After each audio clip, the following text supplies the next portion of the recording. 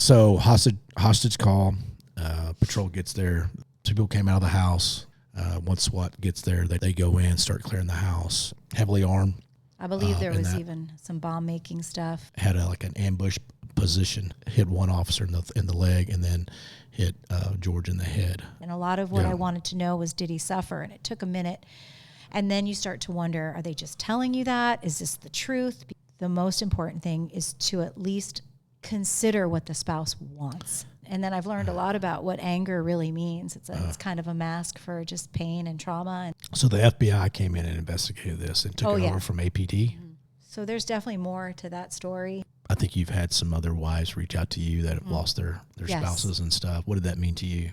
Everything. It's no one's fault, and we all say we're in this club that no one wants to be a part of, but once you are, you are. And anybody who's gone through a trauma, if you get around people that have experienced the same thing and you just feel understood, you don't feel crazy. Grief is a nutty emotion. Welcome to the TTPOA Podcast, a podcast for SWAT officers, military, and all first responders. We'll be talking training, tactics, and leadership with the best subject matter experts around. All right, folks. Well, welcome to the season 5. This is actually season 5 of the TTPOA podcast. We've made it this far. We are back at the conference this year, 2025 at the Kalahari. So excited to be here. We have some, Matt's not new anymore. He's a veteran. But this is your first conference to do all this bullshit of it just runs itself and we get paid so much money and things like that. Huh? I'm still waiting on the money. Keep waiting. You got a cool t-shirt. Yeah, the check's in the mail. So, all right. So our first guest of the season is Kim Pastore. How you doing, Kim? I'm good. Thanks for having me. It seems like we've been talking for a while and we finally made this happen, huh? Yeah. Yeah. I'm looking forward to it. Thank you. So met you last year, obviously in a whirlwind of just chaos and stuff. And I thought it was a really interesting time in my career, or not my career, but just meeting you in the fact of, so in my SWAT school that I run in Region 7, we always have a memorial march on Thursday. And we carry litters when we have weights in there, and then we have sandbags, and those sandbags have fallen officers. And George's name was on that sandbag. And this was in, I think, March. Yeah, March of 2024 when we did this. And so we videoed it and stuff. And it always means something, but it hasn't meant as much because now I'm meeting the wife of a fallen officer. That we just did this memorial march for. And so it was pretty powerful for me after I met you at the shooting competition for George that we raised money for him at this last SWAT conference. And then I met you and I was like, wait a minute, I have a video. And I showed you that video. And it really meant something to me because I was able to take a name on a bag and relate it to someone who knew him, impacted him, and it really meant something to me. So this year when we did it, we made 4 hammers, and his one of the cornerstone hammers. And so when I was telling the story to the new guys that were coming through this SWAT school, I was like, you have no idea what you're actually marching for until you meet a spouse of one of these fallen officers and stuff. And so it just really had a new twist on that for me. And then when we talked with on the phone a few weeks ago, I was like, hey, I don't know if you remember this. You're like, man, I don't remember anything. It was a whirlwind. But that was just a neat honor to be able to meet you. And that wasn't it was a whirlwind that you were going through. And to see what's transpired since then, it's been really, really neat to see. And it's not over with. And you're a firecracker. It's been an honor to chat with you on the phone and get to know you more and just who you're about, because you're real, which is really neat. So I don't want to take all the time. So tell me about you, Kim.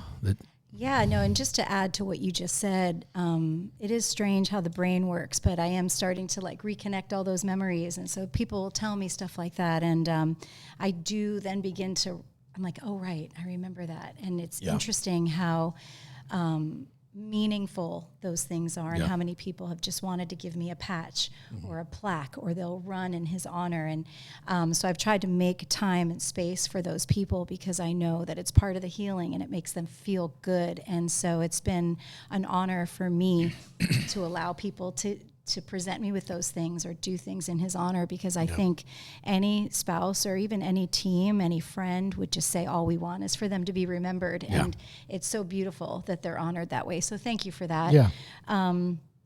So you want to know about me? Did not know I'd be sitting at a TTPOA conference podcast. Lucky girl. A year and a half ago. My life has completely turned topsy-turvy, but I do feel like everything I've done in my life has sort of led me to this, and it's exactly what I'm supposed to be doing. So it's very strange sometimes feeling the gratitude for the people that I have to support me, and then having to remember the only reason why we're here is because George is gone. So it does get to be a little bit contradictory and confusing in your brain as you process those things. But, George and I had run a karate school together, and we were kind of a dynamic duo, if you will, and could sort of conquer anything, and always were sort of take on any challenge. And together we were like that yin and yang. We balanced each other out. And so doing this foundation and knowing him so well, and him being so true to who he was, it's made it very easy to stay on task and focused with the mission. And because he was who he was, and he made no apologies for that. So it's been very easy. It's easy to love him, and it's easy to know him and know what he would want. So it's made running the foundation feel like we're together doing it, that he's kind of working through me. So all of my skill set has sort of led me to this, and being a people connector, and trying to make things better, and focusing on positive. So as I move through what's been the worst year and a half of my life, and the most tragic thing that has ever happened to me, where there's days when I feel like I'm literally hovering above myself, I realize that I'm exactly where I'm supposed to be. And our plan is our plan, and I have to believe what we are destined for is what we're destined for. And instead of the, why me? Why did this happen to me? It's sort of like, what now? And how can we move forward and heal? And how can we make sure he's never forgotten, and honor his legacy and his memory and his sacrifice in the best possible way? Well, I think you're doing just an outstanding job of doing that, and taking what his passion was and just continuing to press that, because Matt and I talk about this a lot, of just how important training is, and quality training, and getting these reps in, and just having that mindset of, this is what we have to do. We have to be craftsmen of this trade, and you've done a very great job of continuing to push that. And I do want to let everybody know, we've talked a lot leading up to this, and I listened to the podcast you did on the debrief, and we wanted it to be different in that. And I told you, I was like, this whole podcast has been just people just sitting down and having a real conversation, just like you would at the range or a fire or anything like that. We also want to make it lighthearted, but this is a deep subject. But we also want to be able to still laugh and do all that. And through all that, I've heard you kind of break down on the phone, and then next thing you know, we're laughing about things like that. So for the audience, this is what we want. This is what you want. This is so this is the desire. So when you hear laughing and all that, this is just part of it, of the healing process and everything like that. And that's what I really appreciate about you, is that you're like, I don't take no for an answer, and I don't take shit from people, because I want to tell a story, and I want people to get value out of what I've gone through, and I really admire you for that. Thank you. I mean, it's definitely not easy, ripping off the Band-Aid, as they'd say, and some people are like, why do you keep doing this to yourself? And what people don't know is that I think about him every second of every day. And even in your most joyous moments, there's sadness that's underneath it, and it's a void and a hole that you will never fill. But doing these things and filling your heart with these things, and I was thinking as you were talking about the training, it took me a minute, because the first thing I thought when they told me he was shot and killed is that, but all the training and all the days he was away from me to train, how could this have happened? Especially on a SWAT call. A traffic stop, that's always nerve-wracking. I mean, I was more nervous about him driving home at 4 a.m. in the dark, tired. Never worried about a SWAT call. And it was one of the guys on the team that said, it's all the training that gives us the confidence to run in there and do what he did.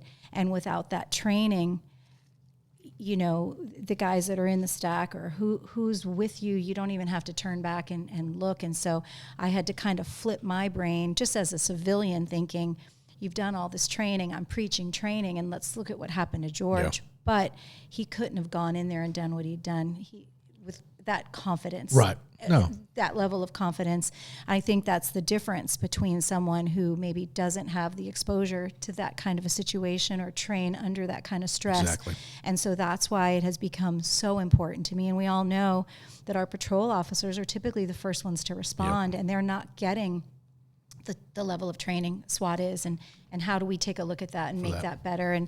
And it could have been that more people were killed that night, and they weren't, and they executed that call, and from what I've known and seen, just almost flawlessly. And I'm grateful that no one else was killed. I'm glad that the officer who was shot is healing, and I don't think George would have it any other way. And so it took me a minute to wrap my brain around that, and then I realized what he'd all want from us is to continue training, taking care of one another, and staying fit, and just being that cop that you'd want to back you up. And so just sticking with that. That's awesome.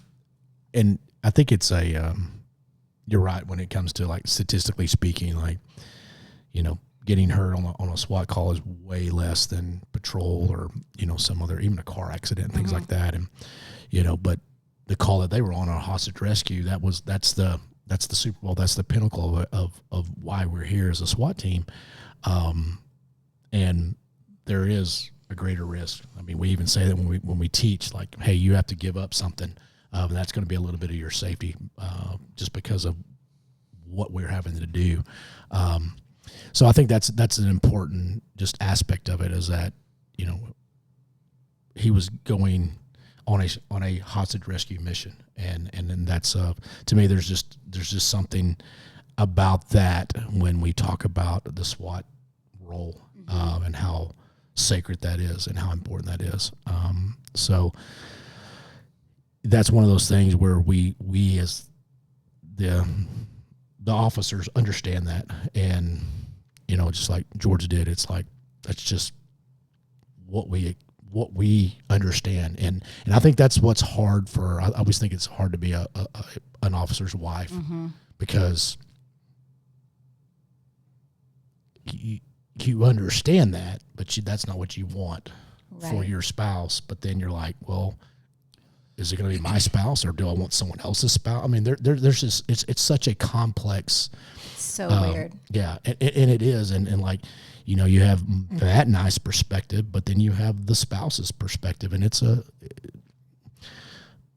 they parallel, but they also join as well. Absolutely. And it's interesting you say that, especially that I've had this year.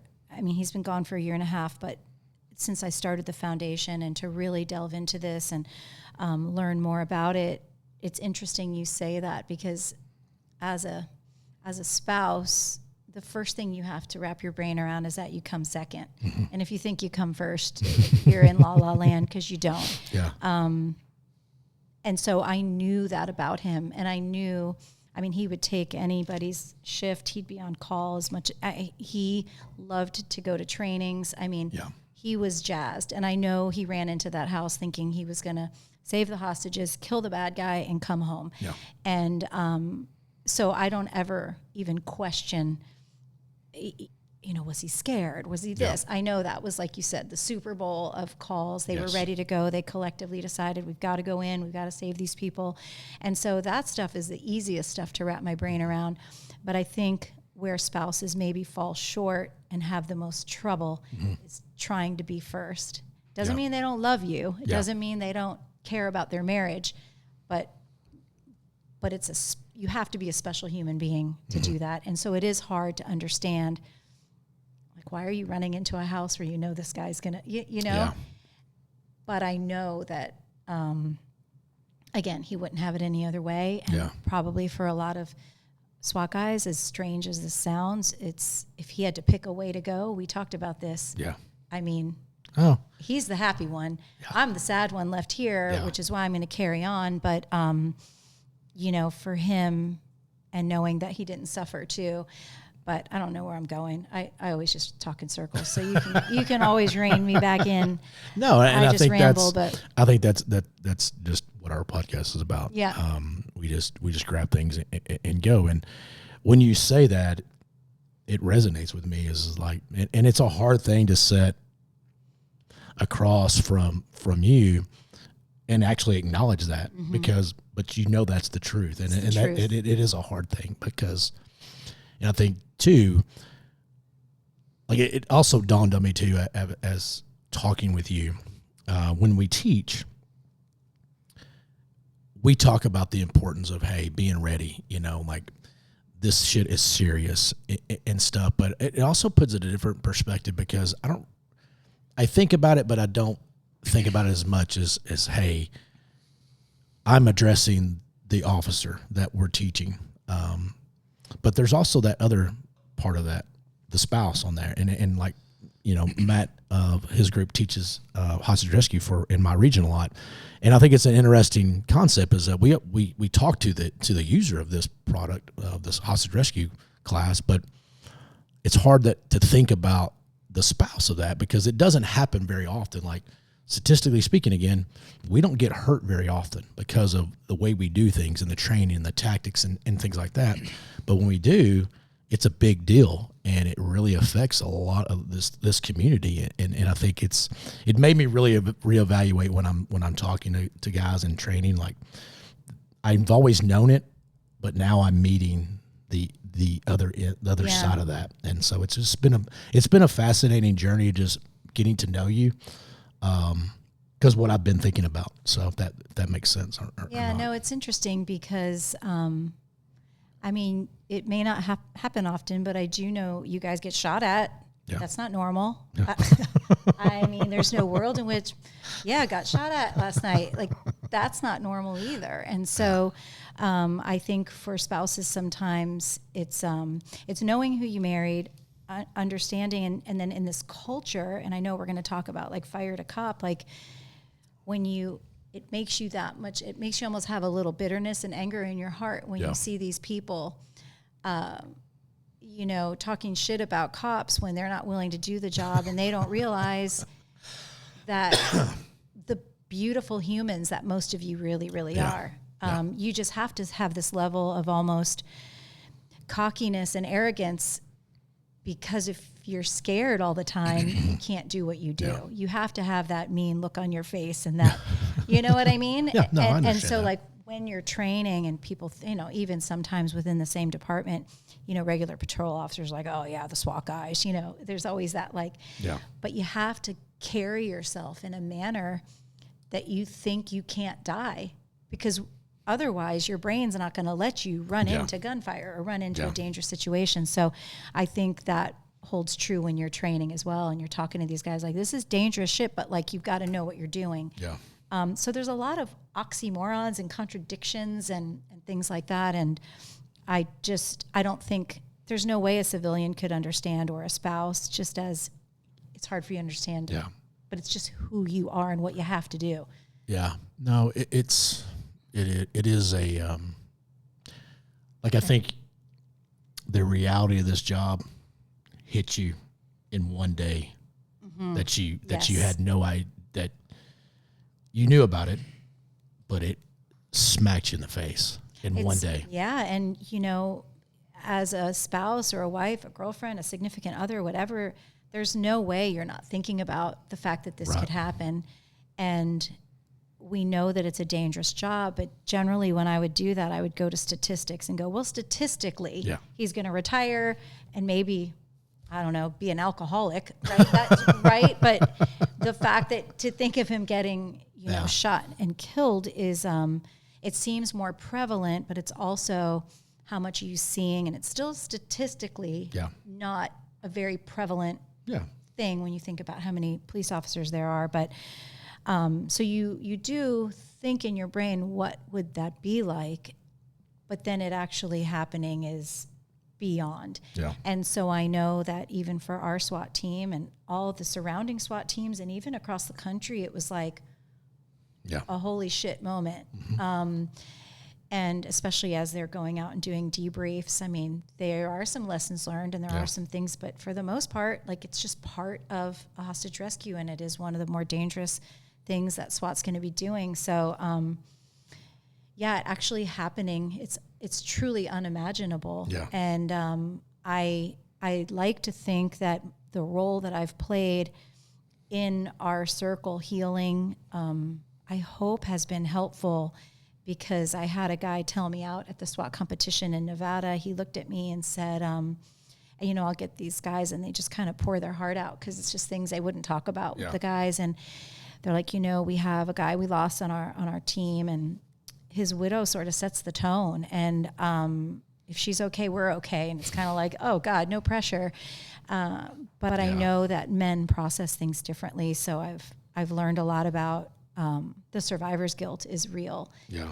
And really just trying to say to them, look, it happened exactly how it was supposed to, and this is how we're going to heal together. And so there is a lot. So just backing up to, it actually happening, it really does hit home. But I think that's why what I'm doing, and that we're talking about it, and that we're debriefing it, and that we're talking about lessons learned, is the best way to move forward. You can't just sweep it under the rug and not get better. Yeah. Otherwise, it was for nothing. No, and that's it's a hard thing. Like, there's people, and they won't do well in their career on SWAT if they can't do a legitimate debrief and own up to what they've done. What I've seen in my career is that if you can't do that, you're not going to last on a team environment. And you're taking it to another level of just doing something that's so personal. So that's awesome that you understand that. I do. And I will say that you know that. If I can interject and just say that I feel like APD SWAT has done a really great job of really looking at this from every angle, every tactical angle. They've been so wonderful to me and so respectful and cleared everything with me. And just, I'm not owed anything. Yeah. They don't owe me anything. APD doesn't owe me anything. And that SWAT team's been stellar, and just, I'm so grateful. So I need to give them a shout out, because they have really looked at this and handled it very well. Well, I would disagree. They owe you in the fact of he made the ultimate sacrifice. There's always stuff that any department, when they do that, they should do that, because that's just the right thing to do. I know you don't look at it that way, but as someone who is on the inside of this, you damn better be. And I feel that. Yeah. They say you're a family now, and it's been amazing, and actually does get overwhelming. Sometimes I cry tears of gratitude and love, and it's been overwhelming, the support that I've gotten. And, I'm from Florida, and coming to Texas, I've never been so prayed for in my whole life.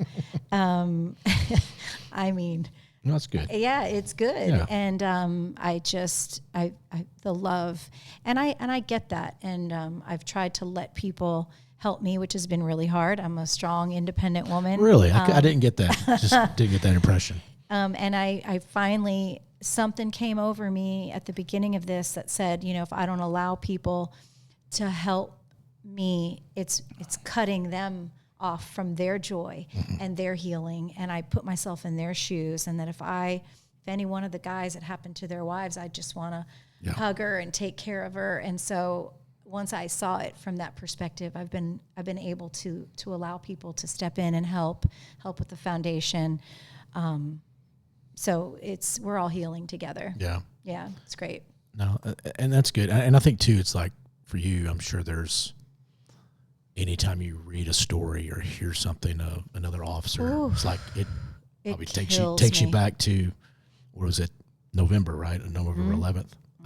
It takes you back to that, and it kind of almost, I guess, relives everything again. It is brutal. I didn't anticipate that, and so I have to be careful about the news and social media, and we weren't on social at all until I got got the foundation going. And so, of course, my algorithm is going to always be fallen officer stuff and things like that. And it hit me hard before, because George has been on honor guard through his fire service and as a police officer. And so I've been to quite a few funerals just in support of him. And sometimes that's the only time I got to see him. Yeah. So I'll meet you there. He was so proud of honor guard, and it was important to him that these funerals were done right. Yeah. He would guard caskets, and homes and be there for the spouses and all that. And, I always wondered, like, God, what would it be like to be in that front row? My heart always just ached for that front row. And so when I was in that position and watched how our honor guard handled his funeral with such beauty and grace and respect and dignity, and it was so beautiful. I'm sure there was a little pressure on them because of George's their own guy. And it. So anyway, all that to say, so I've been around that, but nothing really prepares you. No, I mean, no, it definitely doesn't. That is a journey that hopefully you don't go through, but when you do, there's no. I mean. You can have all the advice in the world, but you're living it right then, and it is a lot. It's very different, and I want to say while I'm on this, and this is all stuff I've learned, and my brain just kind of connects all the dots. But I get a lot of spouses that come to me and say, "You're so strong. Like, I would never make it through this," and I want them to know that they will, they would, and they. Yeah. And you don't necessarily have to think about, your spouse dying. But it isn't a bad idea to talk about what that might look like. Yeah. I feel like when you just talk about it a little bit, and George and I did have conversations about it, it sort of gets that energy of the unknown out, and you get to, but I want all the spouses to know that I don't want them to waste energy on thinking like that worry that if it happens, I'd never get through it. Yeah. It's better just to sort of live in the moment, enjoy the time you have, and the one guarantee we all have is that, like, we're not going to be here forever. No, that is, and just maybe true. To not take your days for granted. And it's hard when you're an officer's wife, because we spend a lot of our time, my biggest fights with George were, when do I get to see you again? Mm-hmm. I just want to see you. I can't believe we're fighting because I want to see you more. And, so I feel like all spouses do that. So I just always try to, especially after the George Floyd protests and moving here and COVID, that was all such a strange time. Yeah. Just to try to enjoy each day and know that, it's a gift, really. I know that's a cliche, but dwelling on what might happen certainly isn't. Yeah, well, it's a cliche to some, but it's a reality. I mean, it's definitely a reality. And if you've gone through some crazy stuff, then it is a reality to people and stuff. It's true. So George, he was a hose dragger at first. He was. I know. Everybody thought he was nuts. Yeah. He was making great money. He was lieutenant with the fire service. And that's another thing. When I found out he was a lieutenant, I'm like, man, he had rank, and then decided to. And in Florida, when you're a firefighter, you have to be a paramedic as well. So that's even more schooling. So yes, he was a firefighter paramedic for a Seminole tribe, and it was a really cool department to work for. And then got promoted to lieutenant and was able to really make an impact on training. And after the Pulse nightclub shooting and the Parkland shooting, he just knew that he was missing that tactical edge. He wanted to be the first guy in, and it frustrated him that so many had died, especially after Parkland, and he was involved in that. And then we had kids that went there, and it was very close to home. Some of our karate students had friends that, so it was way too close to home. And we all know that sometimes those school shootings are just debacles, right? And it's unfortunate and no bad intentions, but he had the idea with one of the other officers that he worked with that they would make their firefighters like TAC meds, or put them through Seminole Tribe's police academy, let them go through police, get them the gear they needed so that they would be everything. Okay. He wanted to be all of it. You could put out a fire, save your life, and then get the bad guy, right? Yeah. So, and I thought it was a fantastic idea, and he got very close, and then it became a budgeting issue. You know how that Everything all happens. Yep. And he had watched the documentary, The Bomber, on APD's SWAT team. Okay. I think that was back in like 2018. Yeah. Is that when that was?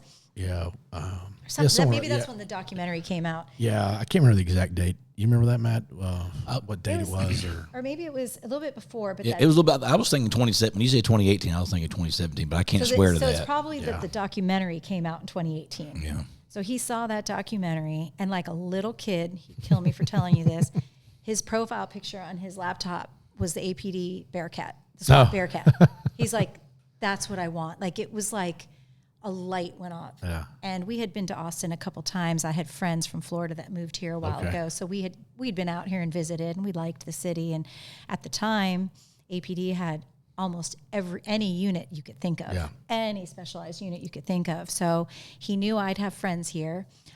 He knew they had any and all units that he could, sky was the limit, right? And we were in Austin visiting, and he had tried to apply for another department where he could maybe do more of what he wanted to do. And he got the letter that he didn't get that position. And we were on a walk out in Spicewood, and he looked at me and he said, it was January 2019. He said, I'm going to apply for APD. So this meant selling our house, selling the karate school, moving to Florida. I said, baby, I just want you to be happy. And he had more of a purpose than I did. I just worked, but he clearly, it's a difference when you have like a passion and something that's pulling you towards something that you can't avoid. And I said, F it, let's go for it. So he applied. Did you say F it or I said, fuck it. Yeah, you said fuck Let's it. No, you didn't do say it. F it. Yeah, because we're easing into this. We're only 30 minutes in. F-bombs will come, don't worry. I'm not angry yet. So he applied, went through the process, and we sold our house, closed the karate school, and did our last black belt test in May, had a big party to say goodbye, and we were in Austin in June. And he starts renting the an police apartment. Academy. He starts the police academy. And how old was he when he did this? Mid-30s. Okay, so he's not a young man starting the police academy. He was so old in police world, Yes. right? Like, Yes. definitely. I mean, these guys some of them were 20. I mean, they're babies. And the age wasn't even as much of the issue as, during the academy. They're like, how many people here have seen a dead body? And like, there's people that hadn't seen a dead. So he was just miles above. Right. So he took a leadership role in the class, of He was course. a And just lieutenant. helped out. Helped, motivate people. And, I feel like that might have been the last class where it was a little bit tougher. Mm-hmm. I don't know. He felt like it wasn't hard enough. It needed to be harder. They needed to be pushed harder. Right. But anyway, get through that. And so he gets cut loose in January of 2020. And we all know what's coming in 2020. So here he's come from being a beloved karate instructor, a beloved firefighter, and so his rookie year is 2020. Yes, sir. Oh my fuck, I man. think, and this I might be off a few days. The protest started, and I think he worked. I want to say it was anywhere from like 17 to 20 days straight of the protests, and he started out. He'd leave for work, and he'd throw his cap on backwards. He didn't have anything that looked violent or intimidating, and he literally thought, this is so George. He starts talking to these people.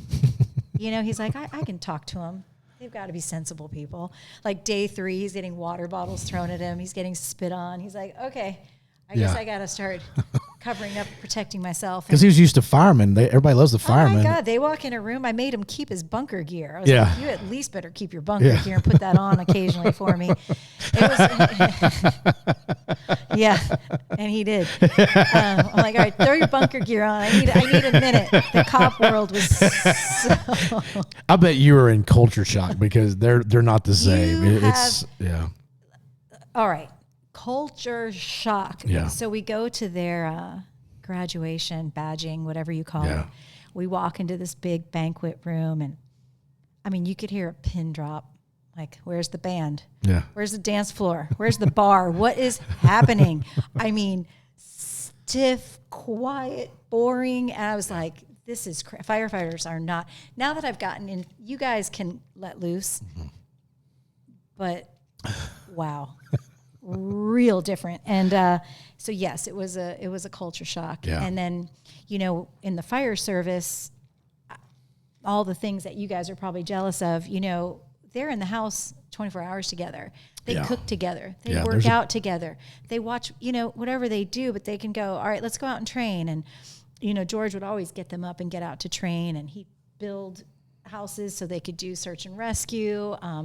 He was never denied training. I mean, he's got a book thicker than thick of all the certifications and all the things he's done. And then he'd come back and teach everybody and be all pumped to show them and, make sure the engine was good and everything was set right and all the apparatus, everything. He just loved it. He loved it so much. And he was all about reps, even if it was a smoke alarm, grab all the shit, huff up the stairs, get everything. They're like, we don't need it. Doesn't matter. Grab it. Make sure you can carry all this up the stairs. Just use it as a rep. So anyway, very different. If they worked on holidays, we'd all go up to the firehouse. Yeah. We'd hang out. We'd all eat together. And so that was a big culture shock to him. And then in addition to that, I don't think either of us realized how fulfilling teaching the kids was, how much fun they were. That. They'd run in and give us hugs, tell us about their day. He mentored and taught thousands probably of karate kids and got them through their black belt and pushed them physically. And their parents looked at us as like, we helped raise these kids, and we didn't realize how fulfilling. So you come off of the firehouse, that brotherhood that he so craved, and then the karate, and then coming into policing, just being what it is. But now you're in these protests where everybody hates you. Yeah. And then there's no place where everybody goes and hangs out. It's like, where's the brotherhood here? Yeah. And then the defunding starts. And now he's like, holy shit, like what I came here for, all these guys are getting pulled onto patrol. Mm-hmm. I didn't come here to work patrol for the rest of my life. I'll do my time. Yeah. So it was a huge culture shock for both of us. We're living in an apartment, trying to buy a house. It's COVID. We both have essential jobs, which was at least good. So we got to be as somewhat normal. But, it would have been a culture shock alone just to come into policing. Right. But then to have all that happen too, we were like, what in the world did we do? Although, maybe having the karate school during COVID would have been, it might have bankrupted us. That'd have been, so there are things, it all happened how it was supposed to, but then he sort of found, he's like, all right, I'm in charge of my own destiny here. And he just sort of seeked out and found all the best people. Mm-hmm. People were like, how'd you get into that training? And he's like, we talked about that. Low people in high places, whatever he said. And he just, eye on the prize. Yeah. And hustled, pushed hard. When you said hustle, I was thinking in my mind, you got to hustle in this business. Hustled. He had to seek it out. He had to find it. He was a proactive police officer. He worked DTAC downtown. He got on CAST, SRT, Honor Guard, any SWAT training they'd offer. Second, they had SWAT school.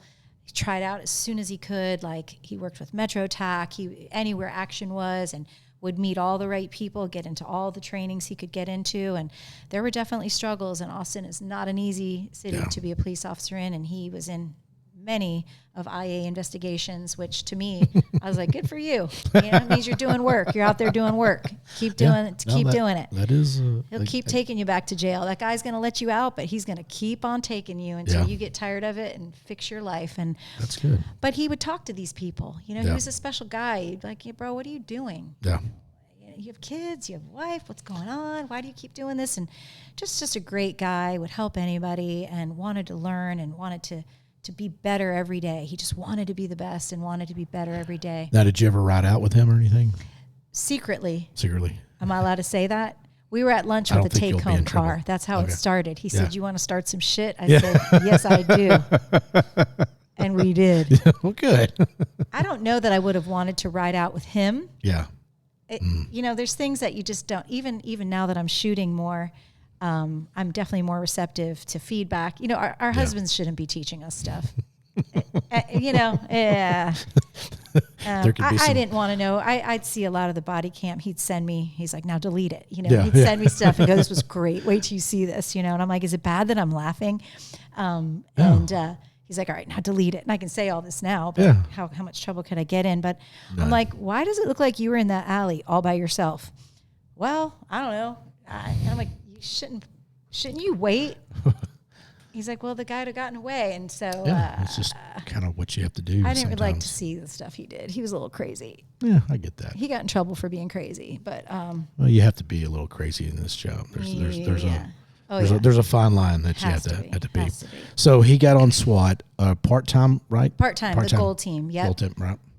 So with Gold Team, which is really cool now that I've learned about other SWAT teams, that they have this part-time team, really great way. And so that's why he would take anybody's on call. He would work as much as he could. He just loved it and wanted to be sure that when a spot opened up, that he was first in line. And then how long was he on the team? So January, not long. So he was a scribe with them first. Okay.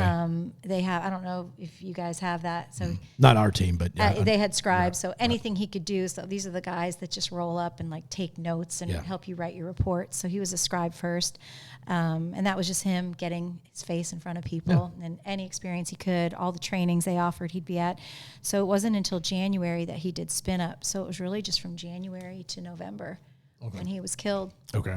That he was on the Gold Team. So was he on call that night? Or yes, he was on call that night. So he was on call. So he had worked a patrol shift. I mean, and I thank God for this all the time too. His shifts, those DTAC shifts are crazy. They can even change throughout the week, but it could be either a 2 to 12, a 3 to 1, a 5 to 3 if you're doing CAS. Like it was nutty. Yeah. And he hated the 2 to 12 shift actually, because by the time he woke up, got a workout in, he was turning around going back. But I loved the 2 to 12 shift, just because if he got home before 1:30, that was early for us. And so he had texted me pretty early before 12, like, I'm unloading and on my way. I was like, holy shit, like, that's awesome. I'm like, all right, I'll wait up. And I work on Saturdays generally, so I usually leave the house about 9. So I was like, all right, good, I'll wait for you. So because he was on a 2 to 12 shift and because for whatever reason he got done, unloaded early and came home, I got to see him for a few hours before they were called out at just after 3 a.m. And so to have that last night with him was very special. Yeah. Because normally I don't. And if it had been a normal night, he would have been called out like from shift and gone. So yes, he was on call, and I've never seen anyone jump up, never complained. We'd be in the middle of dinner. We'd be out to dinner. He took everyone's on call. So that world is not easy. You know, I've been left at HEB. I've been left at restaurants. I've been left places to Uber home. And I'm just like, all right, see you later. Or he'll go, you've got me all day Thursday. And I'd walk out to the garage for something. There's a take-home car. I'm like, wait. What happened? He goes, but I'm here now. And I'm like, but you're on call. He goes, yeah, but I'm here. I'm like, okay, let's go to Fredericksburg. He goes, well, I can't do that. I'm like, see, I don't got you for real, but okay. But no, so he was on call and always hopped up, never complained, got in the car, got there as fast as he could. If it meant getting to the compound to get the Bearcat first, you know, I told you about the Bearcat being his picture. Yeah. He was like a little kid. If he could get that thing, he was happy to get it. But yeah, so he was on call that night. Yeah, so the pager went off. I think we had probably just closed our eyes. You know how that goes. And he hopped up, got dressed. Thank God he always kissed me goodbye, always said, I love you. And he always said, see you in a bit. He never said goodbye. Yeah. So I'm grateful to have had and that. At this point, probably this is kind of just a routine for you. You're like, okay, you're going out. It's like it's... Yeah. The thing that was better about fire is the tones didn't wake me up.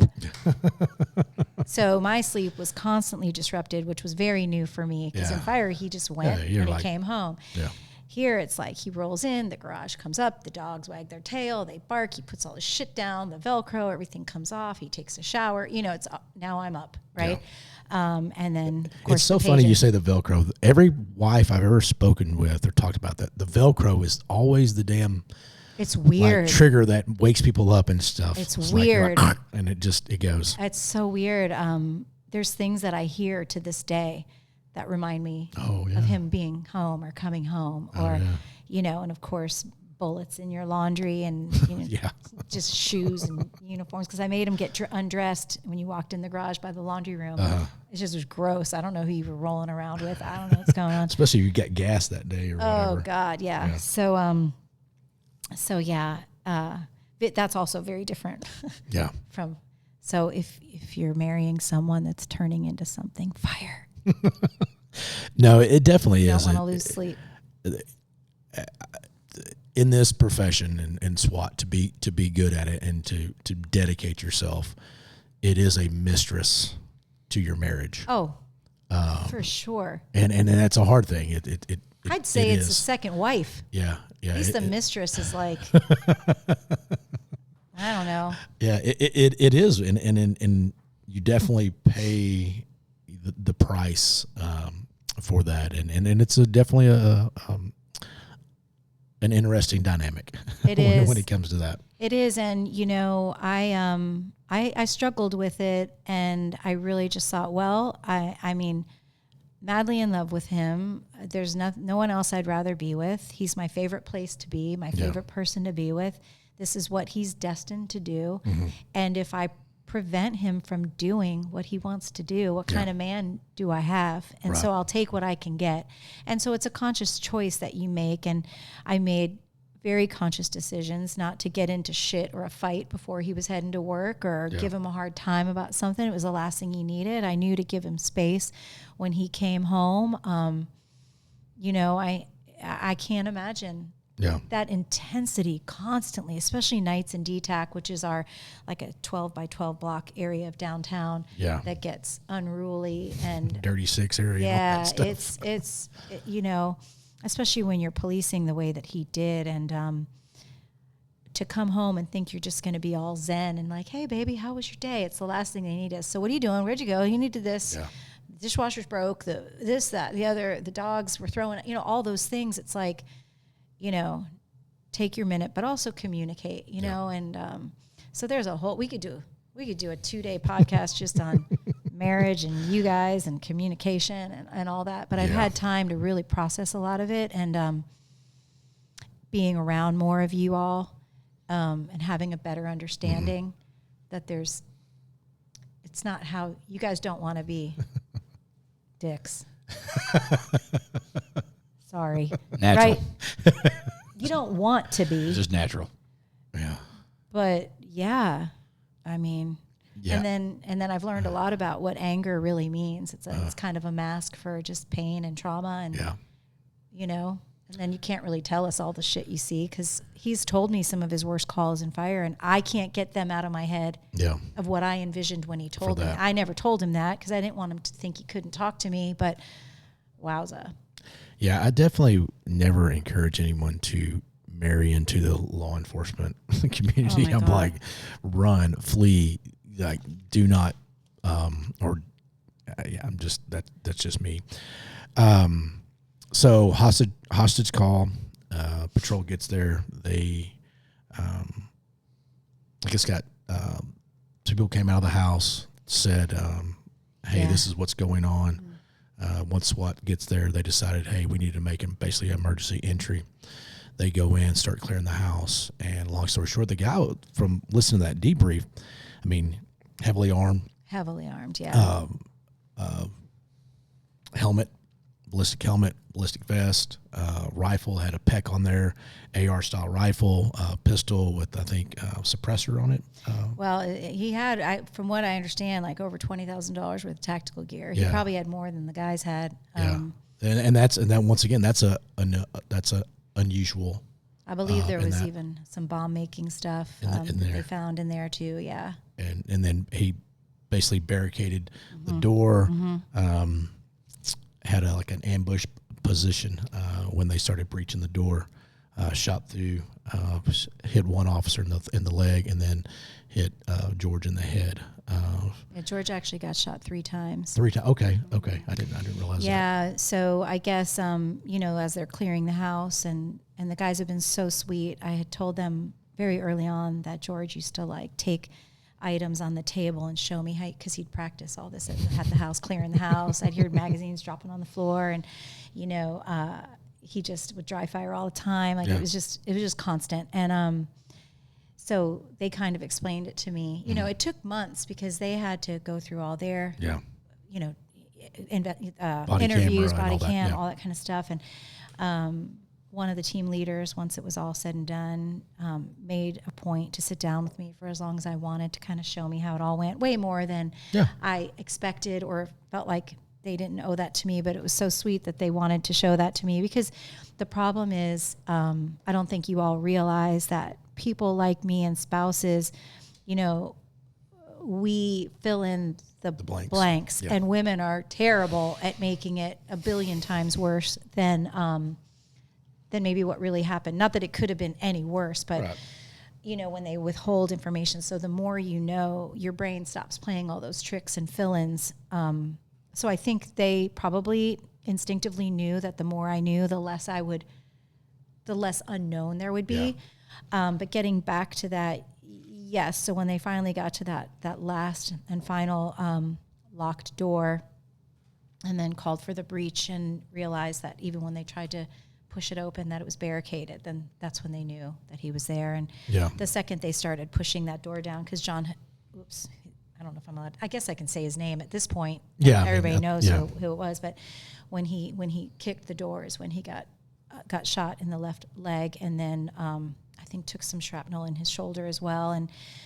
And so George, you know, now obviously they know where the guy is and where the gunfire. So George immediately went to neutralize the threat and get into the game. And I guess as he went to turn, that's when he took 3 shots at the hip, shoulder, and head on the left side. And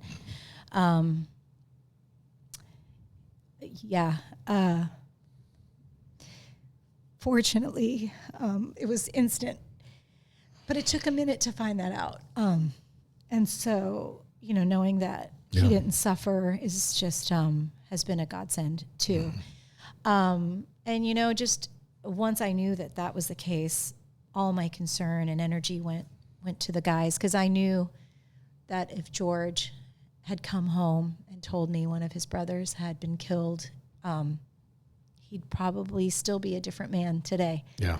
And we talk about it a lot, and it's something that, you know, I sat in a tattoo parlor with George when he got those big across his chest, you know, protect my brothers, everyone goes home. And I remember, it was probably 11, 12 years ago now, I was like, this is a crazy commitment. Like, I didn't understand, you know, I just didn't get it. I'm like, all right, that's a little much, don't you think? Like, you know, and it was so, it meant so much to him, almost as if he manifested, if anything ever happened, his brothers would go home, and that's all that mattered to him. And so for that to have truly been the case was astounding. And I didn't even think of the tattoo until one of his best friends on SWAT, you know, brought it to everyone's attention. And I was like, oh my God, like, it's crazy. So anyway, I'm veering off, going back to the incident. Sorry, I'm getting better about circling back. I just this is your show. Ramble.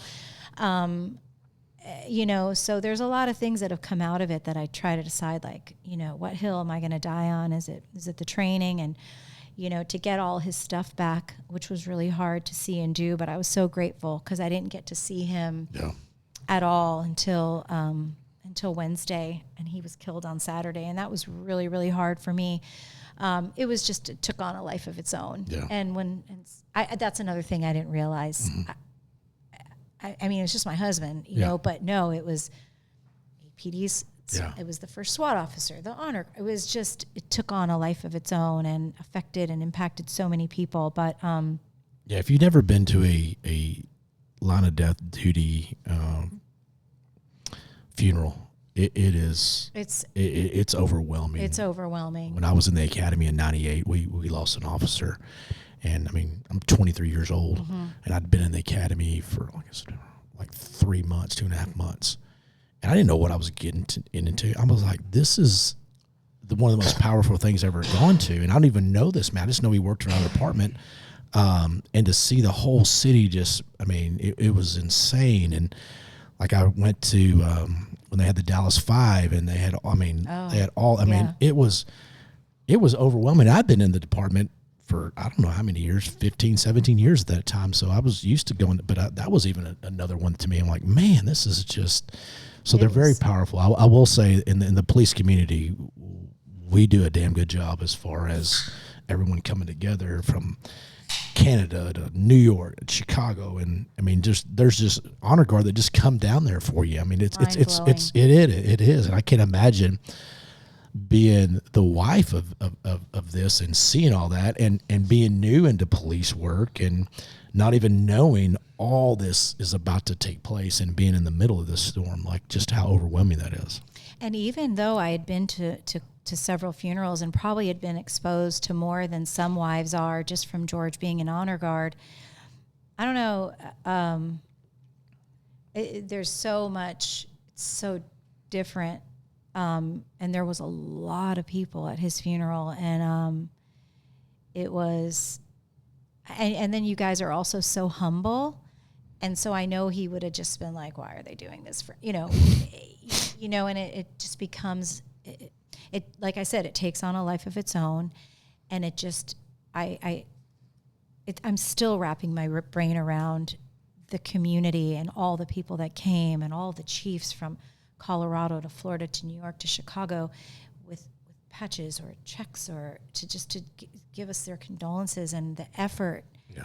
And it was no effort to them. Yeah. And the stuff honor guard has to lug and they have to drive and fly with. And now that I know everything that went into it and not a single complaint, it was just out of pure duty and solidarity and just so beautiful. And especially because of George having been a firefighter and a paramedic and police and honor guard and SWAT, there was so many SWAT teams, so many honor guard. There was more fire maybe than usual and paramedics, and his guys flew out from Florida. Yeah. We had our honor guard and fire from Florida, and our karate families came, and it was just like, George, I knew that he was a special person, but like to see that all those people together and united in that way, and I still try to keep fire very involved with the foundation.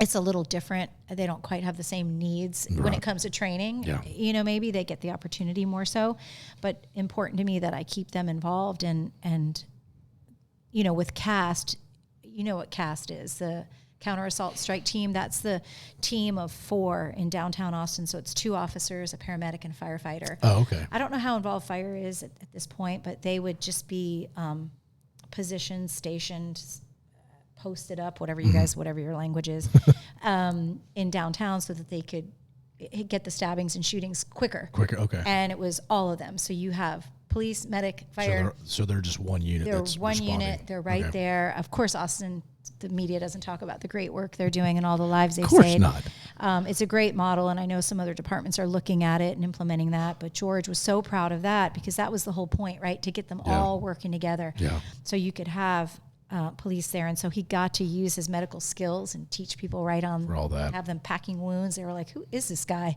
And so he loved that. Again, I'm circling. Where am I? Help me out, Brandon. What are we talking about? Funeral. I do want to say something. Yeah, go ahead. When you talked about that funeral and how many people came out, his procession was incredibly long. They basically shut Austin down to do it and took us up Congress, down 6th Street and up Congress, which was George's favorite path to drive up towards the Capitol. He made every visitor we had go to the Capitol building, go to the Peace Officer Memorial, and so it was beautiful that they put him in the Bearcat, which was amazing. Yeah. I lost it. That was so beautiful. And the medics that cared for him were in the back with him the whole time. And there was so much meaning, and everything was done with such beautiful intention that I don't think most people not deep in it would know. And I suddenly was terrified. I thought they're making a huge mistake. I thought people were going to throw things at the Bearcat. This is the same place that they were protesting just 4.5 years ago, and thinking, gosh, these same people would be happy for what had happened, for that, right? And then in stark contrast to drive up that street and see all the flags with the blue line on 6th Street where he patrolled and really, really genuinely tried to make it safer so people could have a good time, and get these, punks with guns and drugs off the streets. Like, he really thought he could do it. I called him Batman. I'm like, the bat light's on, And then to go and see and get so much support and have people on the overpasses and kids come out and we support our law enforcement officers and thank you, Officer Pastore. And so that was so beautiful. So it's out there. Yeah. There are normal people that do support and understand there's a need for it. So that was the other is it's just such a small percentage. I don't even know if it's even a percent. It's like a 0.5%. And they're so fucking loud and just ruin it for and they cause so many issues for things. But I'm glad you experienced that and you can look back on that with the smile on your face and go, that's a fond memory to have, even though it's a tragedy. But to get that. Beautiful. So going back to them talking you through, hey, this is what happened. Would you recommend that for other spouses that had that, or is that just because of your personality? I think I would have answered this question probably differently 6 months ago and a year ago, but I do think it's my personality. I've always thought about things differently than people, and I've only learned that over the last year. I've heard, if I had a nickel for every time I heard somebody say, that's an interesting perspective. I've never thought about it that way. It makes me realize that I do have a different way of thinking about things. I don't know why that is. I have no clue. I don't know if it's the way I was brought up, the struggles and tribulations I've been through already in my life. I just know, and maybe someone can't think that the more you know, the less your brain runs wild. Yeah. There is truth to once you know, you can't unknow it, you can't unsee it, you can't unhear it. Yeah. So I think baby steps is helpful. And then if you get to a point where you're like, okay, that's way too much. And sometimes you can get your questions answered just with words. You don't have to see it. You don't have to talk any more about it. And a lot of what I wanted to know was, did he suffer? And it took a minute. And then you start to wonder, are they just telling you that? Is this the truth? Because the story changes as more information unfolds. And as a civilian, you have to realize, wait, are they just bullshitting me? Yeah. And then now I know there's a lot they don't know. It's chaos. It's pure chaos until they get a chance to talk to everybody and see body cam. So I know that. So to answer your question, I think that the most important thing is to at least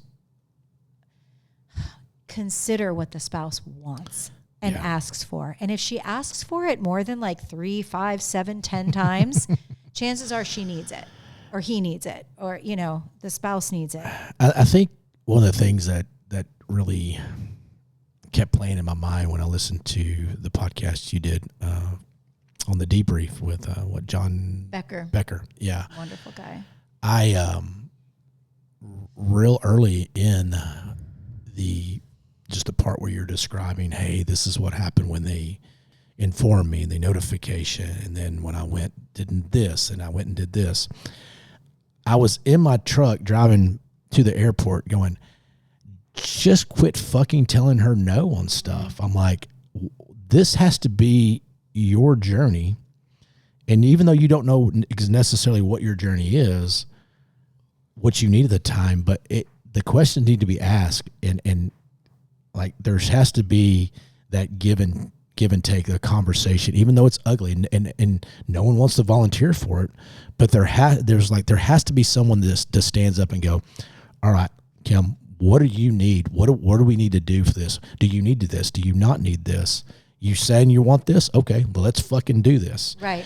And it's not for everybody, because everybody has their own path. Like we were talking about today, you didn't have young kids. You weren't young and 25 years old and this happens. You're older in life. There's more experience. There's not little kids. So everybody has their own path to go through there. But let that be their own path. Right. And the bottom line is, you don't know me. And if I ask for it and you give me a fair warning, or you say this might be difficult and I still want it, it's on me. I'm a big girl, because those things keep you up at night. Those things impact your trauma in a way that is really hard to shake. And there's no redo. I don't get to do this again. Yeah. Trust me, I'm never doing this again. So it's not like, oh, well, next time this happens, Kim, we'll be sure to take you to, Yeah. there's no redo. Yeah. There's only let's get better. And that's why that debrief with John was so important for me to do. And it took a while for me to decide to do it. And we can all hope this never happens again, but it's going to. Yeah, it will. And there is protocol and there is a procedure. And if you just lean on the procedure and protocol for how best to handle a line of duty death notification, you don't have to worry about what you think. Here's what I wanted. Yeah. And anybody who hears that the most important person in their life has been injured, hurt, or killed, you want to go to them. Yeah. And it was very different than seeing his injuries. That's not what I was asking. Yeah. I wanted to be where he was. And I mentioned this in the John Becker podcast because it took me a while to realize, like, if that's not a natural response, then why were there hundreds of police officers at the hospital? Yeah. When you said that on that podcast, it really hit me. I was like, damn, she's What right. else would you do? Like, you find out yeah. what he's been killed. Why are you going to the hospital, right? Like, yeah, there's no. And so it's the same, if not more. Yeah. Your body's screaming at you to be where they are, and you're being told no. Well, and that's when I was listening to that, I was thinking in my mind, like, what do you do after that? Like, like you just sit at the house. Like, I mean, like, it's so like you're in a prison, and you're like, well, okay, I got to move. I got to do something, and then, like, that's just like you said, that's just the natural thing. Like, I don't know what I'm going to do, but at least I'm in the same building. At least I'm closer, and there's more fill in the blanks that I think you would get in your head than at your house. Yeah. I don't know. It was just a fact. It was very interesting that I never thought about that. Yeah. And it was like, I don't know, it was, you know, and what's interesting to me is that none of you would be stopped from going to see your person. Yeah. If it happened to you. Yeah. And I somehow knew not to get in my car and drive. And, you know, you've got 11 officers. You know, I don't know if you just go into, I've got to obey these people. I don't know. I don't know. And that's not me. And so I think, you know, getting his stuff back, and that was a battle. And then having some agency, so to speak, over anything that was going on. And you have to be very careful, because if one more person said to me, you know, whatever you need, I'm like, it's bullshit. You don't mean it, because I haven't gotten anything that I've needed. I've had to kind of work around. But also, my heart was breaking for the guys. My heart, you think Chief wanted to come to the door and do that? Yeah. They looked like deer in headlights. They were traumatized. Nobody knew what to do. And so you have to give grace for that. And we're all just humans, all just doing our best. So it's never been to point fingers or to say someone did this to me, or it's just to say, like, let's not be afraid to talk about it.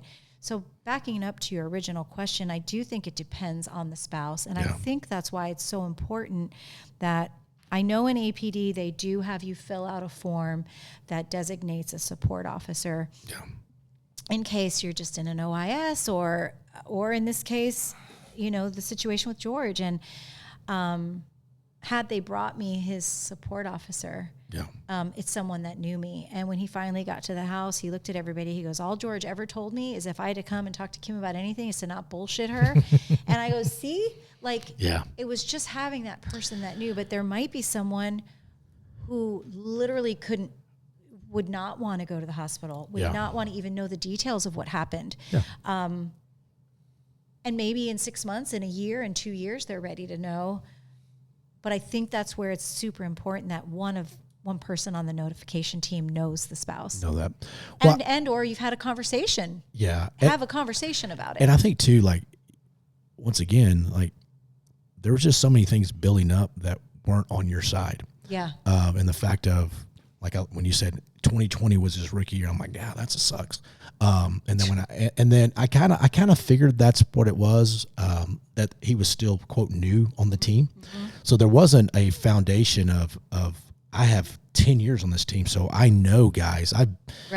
I know the spouses. Because there is on a team, there is a little more of that fire mentality where there's a culture, because we do things a lot together and things like that.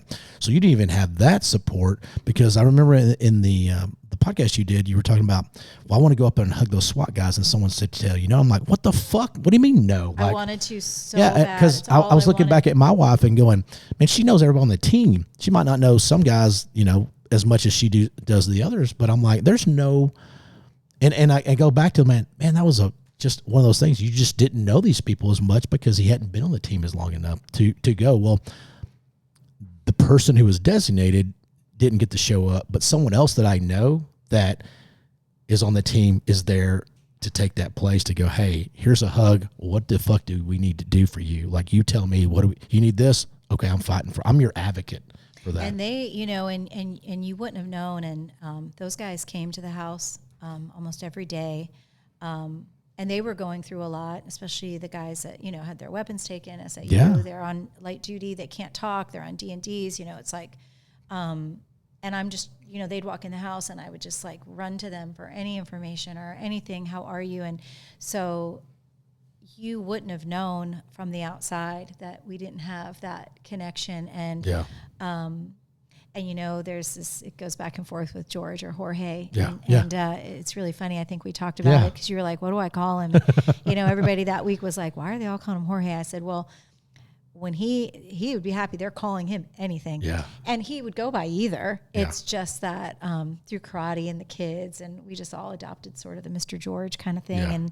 And so, once you get to SWAT, it was interesting that they barely use last names. So I had to go through, wait a minute, what's your last name? What's your first name? So, but you wouldn't have known there wasn't, they treated him with the same respect. There was never he was just a gold team guy, or you would have never known that. And so I was so grateful for them to wrap their arms around me that way, as they would. And they tried, and two of the guys had come to the house, one of which was George's very good friend. And he was still shocked and still had blood on his uniform and shouldn't have been the one there. Yeah. He should have been able to go home, take a minute, get a hug from his wife, see his kids, and so it was, it did all of them a disservice by not having 3 designated people to just handle that part.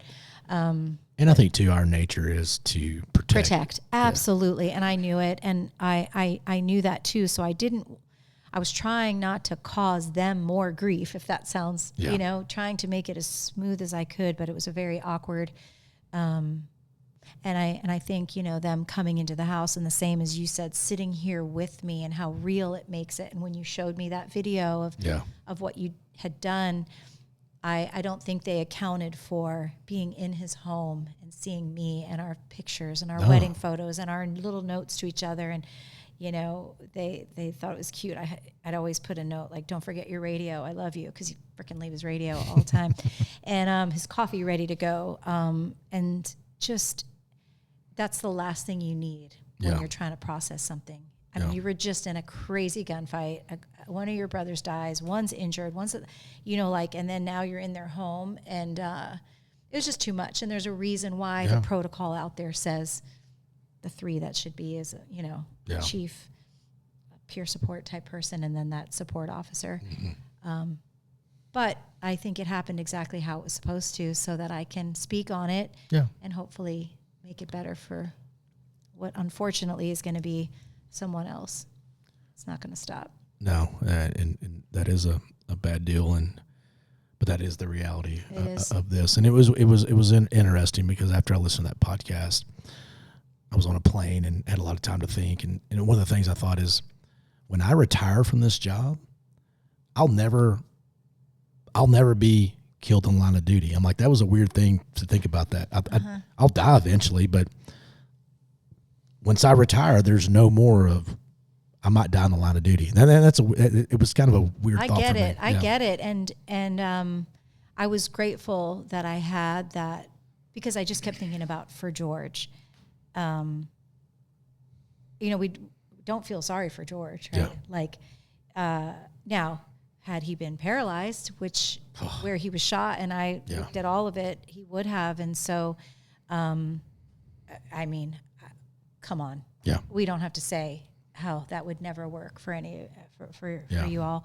And so it was just beautiful in a strange sense. So it is weird to talk about these things, to say that if you had to pick a way to go, I'm so happy for him. Yeah.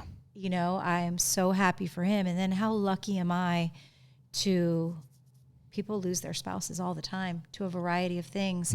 And then to be put in this community of people that has been so loving and so supportive and allowed me to, you know, carry this on in this way. And it has truly, there's been rough days. Oh, yeah. So it's been Well, a blessing. I feel lucky. You're a badass. Like, just, Ooh, you truly are. Some days are really rough, but like, who am I to complain? I've got this great group of people that they'll say, I'm here for you for anything, and they really have been. Yeah. I mean, and then I got to meet you, Brandon. I mean, Well, but no, I think just, I love your spirit, and the stuff. So what's something that, what you said it there earlier, Matt, about the question that you had, like, what was the, for what the hell was it about? What's something that you've taken away from this that you're like, man, that was a really good thing? Yeah, what I was talking about is that we, as police, I think as SWAT guys, we think we have the answers. We're like, I can fix this. I know what to do. Yep. And we're in, a lot of times that works, you know, and so we just kind of roll with that. And I think you have a unique perspective. My wife is a police officer in Dallas for 25 years, and I've got almost 26. We're about 11 months apart. So, you know, she's lived with me this whole thing. So, you know, and she has a lot of context in that regard. And we've had these kind of conversations, and not that she, you know, something couldn't happen to her for all those years, but, you know, I asked her, what would you think you would need? And so you know, having this now, gone through this experience, you know what you needed or what helped. And I think a lot of times we believe we think we know, but we don't, we may not. And again, every situation is different, every person, every family. But what are some of the things that you think, you know, directly helped you, you know, big or small, over these past, you know, year and a half that maybe people don't realize, if that makes sense? for me, and I probably in your marriage, because of her being a police officer, you're in a more unique position, and she would definitely have a better understanding.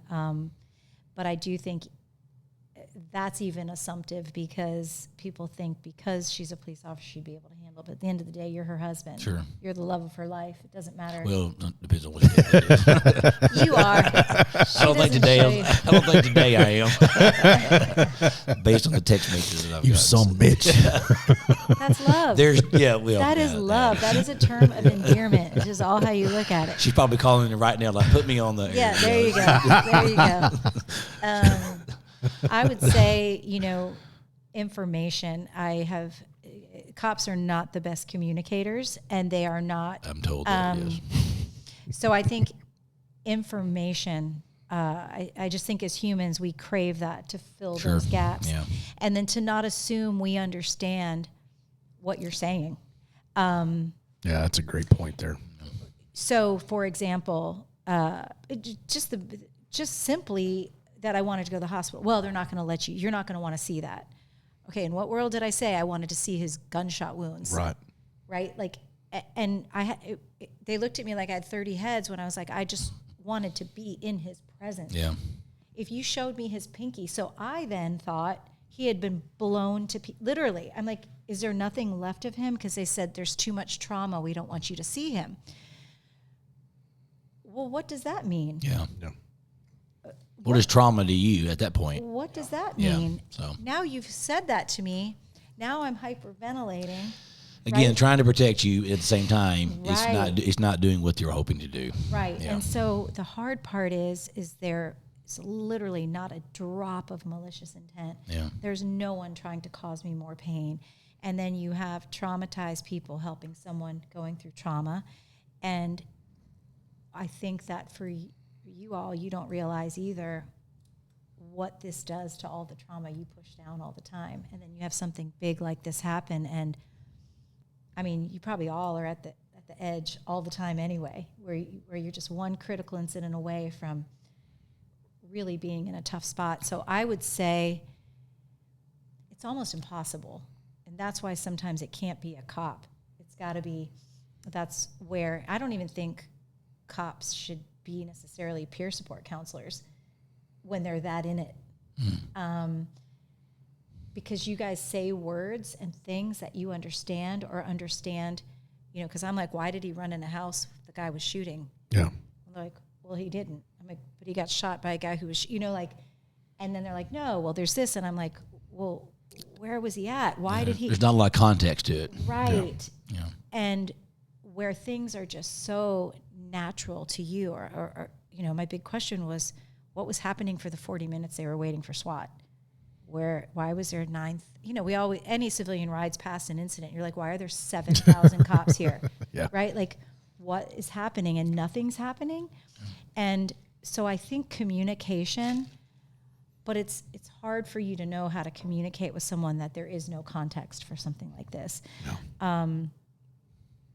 And then I think the only way to overcome is to have somebody that knows. You have to know your audience. You have to know who you're dealing with. And I think that's where it comes in, like that you've got somebody on the team that's like, I know Kim, and really honestly, to talk about it.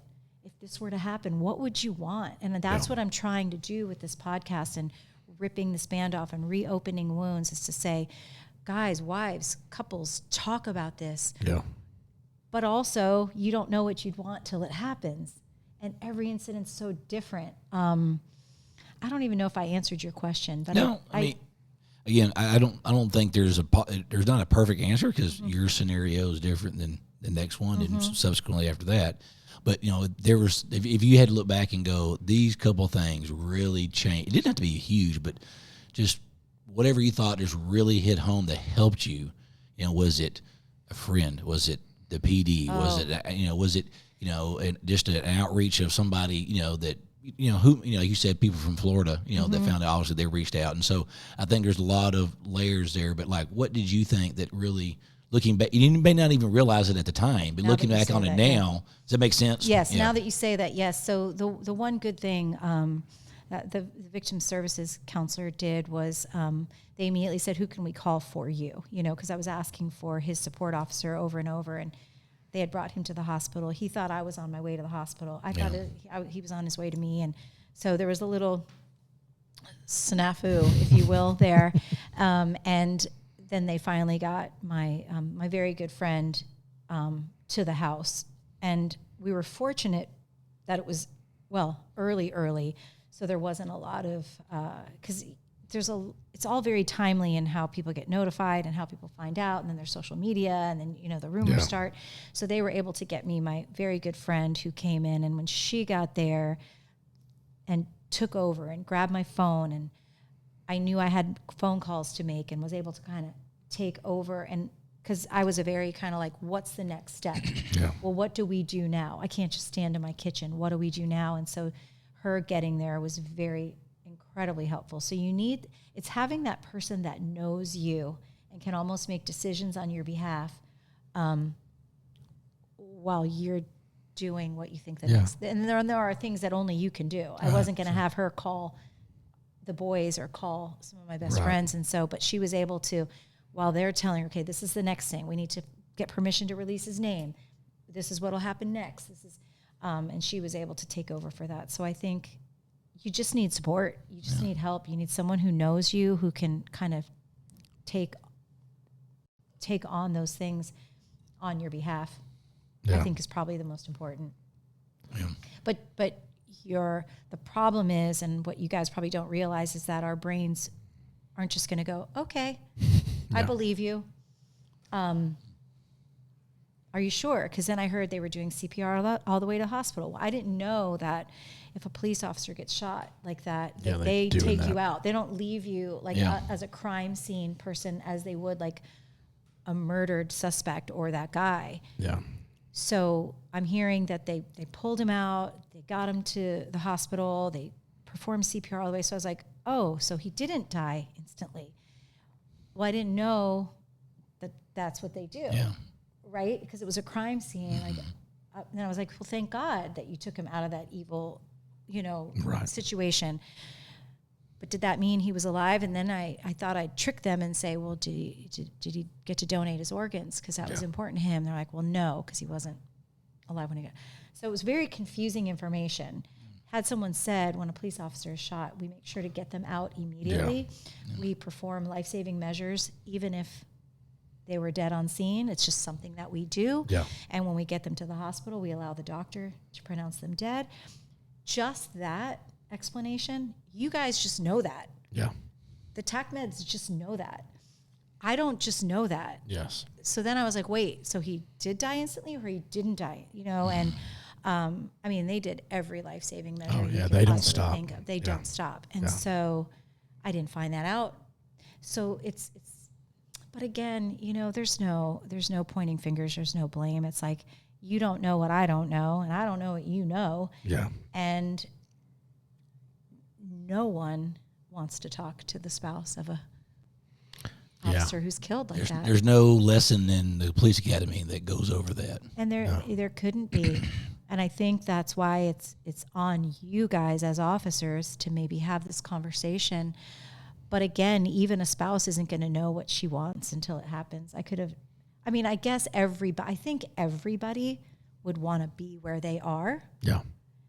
Just because our brains all work the same way. Well, I think too, like I look at that and you I'm glad you said it, because that's the way I know Matt would be. That's the way I would be. Like if I'm going to die in this job, it better be me doing some heroic, badass shit. Yeah. Not I was sitting at a fucking stoplight and some fuck face just plows me over and I fucking die. Like, right? Come on. And I think too, I look at the way my wife would look at that, and she'd be fucking it would be a different situation. Totally. As opposed to, you know what? He knew what he was getting into. He volunteered for this. He trained for this. He gave so much time to be put in this opportunity to do this. He was training for this in fire. He was doing active shooter training and tactical training when he was in fire. This is what he was meant to do. Because I go back to to me, there's worse things than death in this job for me personally. Meaning, I agree. If I didn't go do what I know I should have done, how do I look at my family? All the time. I think about it all the time, which is why what we're doing in the foundation, and it's interesting because, some people get mad, like those cops weren't doing anything. Why didn't anyone do anything? And I'm like, you can't think that way. If anything, I had compassion for some that maybe wanted to and didn't know what to do. Yeah. And one of the team leaders on SWAT had explained to me that, because the first patrol officers that arrived took fire. The guy shot at them. And what happens in your brain when you don't train under those circumstances, you're of course going to run away. Yeah. And then it takes it's not like you can just change your brain's process to go, okay, I'm going to go back there and do that again. Yeah. Like I almost died, but I didn't. I'm going to take cover. This is crazy. And then someone else has to get there and kind of figure out what's going on, and then be brave enough or skilled enough or trained enough to go back at it again, which maybe would give that person reason to do it. But now you have that loop in your brain. And so I actually felt that a lot of those patrol officers maybe wish they had known what to do, because there is this notion that, and that is what SWAT's for. Yeah. Bottom line, that is what SWAT's for. Yeah. But by the time SWAT gets there, sometimes so much damage can occur. Well, he was able to barricade himself, prevent the door from opening, and do all that stuff. So that I mean, we talk about that a lot. Me and Matt do. Is like the more time you give a bad Fortunately, person, he was an idiot, because there was some stuff out of his reach that would have allowed him to get off more rounds and do more. So they were being watched over that day for sure, and grateful for that. And again, had more officers lost their lives that day, the foundation wouldn't be. There's no way I would do a foundation. It was the way it was, but Did we answer questions? Are we on topic? Yeah. I keep asking that. It's your show, girl. It's my show. It's your show. My show. It's your show. So there were survivors, right, of the family? They got some people out, right, or not? The sister. The yes. sister. So she's the one who made the 911 call. So has she ever contacted you, or did you ever have any? Has there been anything like that? No, I know she's down in the San Marcos area. I haven't heard much. The FBI came in right away and took over that investigation. The father apparently goes back and forth from Egypt. This was a bad guy who wanted to do bad things, and we don't know a whole lot. We know he had a lot of tactical gear. I don't think he had a job. A guy who would stab his mother and brother and try to kill his family. We're not, So there are days that that's another one of those things. Like, am I supposed to explore this? Yeah. Should we know more? Are they keeping things from us? And I think the answer to that is yes. Of course they are. I mean, what truth, honesty are we getting from anything? So the FBI came in and investigated this and took it over from APD. Mm-hmm. Interesting. Mm-hmm. That's I don't talk about the evil guy much, but yeah. So there's definitely more to that story. Yeah. I wasn't aware of that. Nobody is. Yeah. Maybe probably off air. I can tell you some more. I don't know how much I should say. Yeah, or we'll stir keep, up stuff. Probably we'll keep no it at purpose. That. Yeah, we'll keep it at that. But yeah, so there are days when I'm like, wow, I wonder if I should look into that more or see what that's about, or yeah, we'll probably just leave it at that. Yeah, no, I get that. That's so. I'm glad. How about this? I'm glad that they neutralized him. Yeah. I'm glad that I don't have to go through a trial.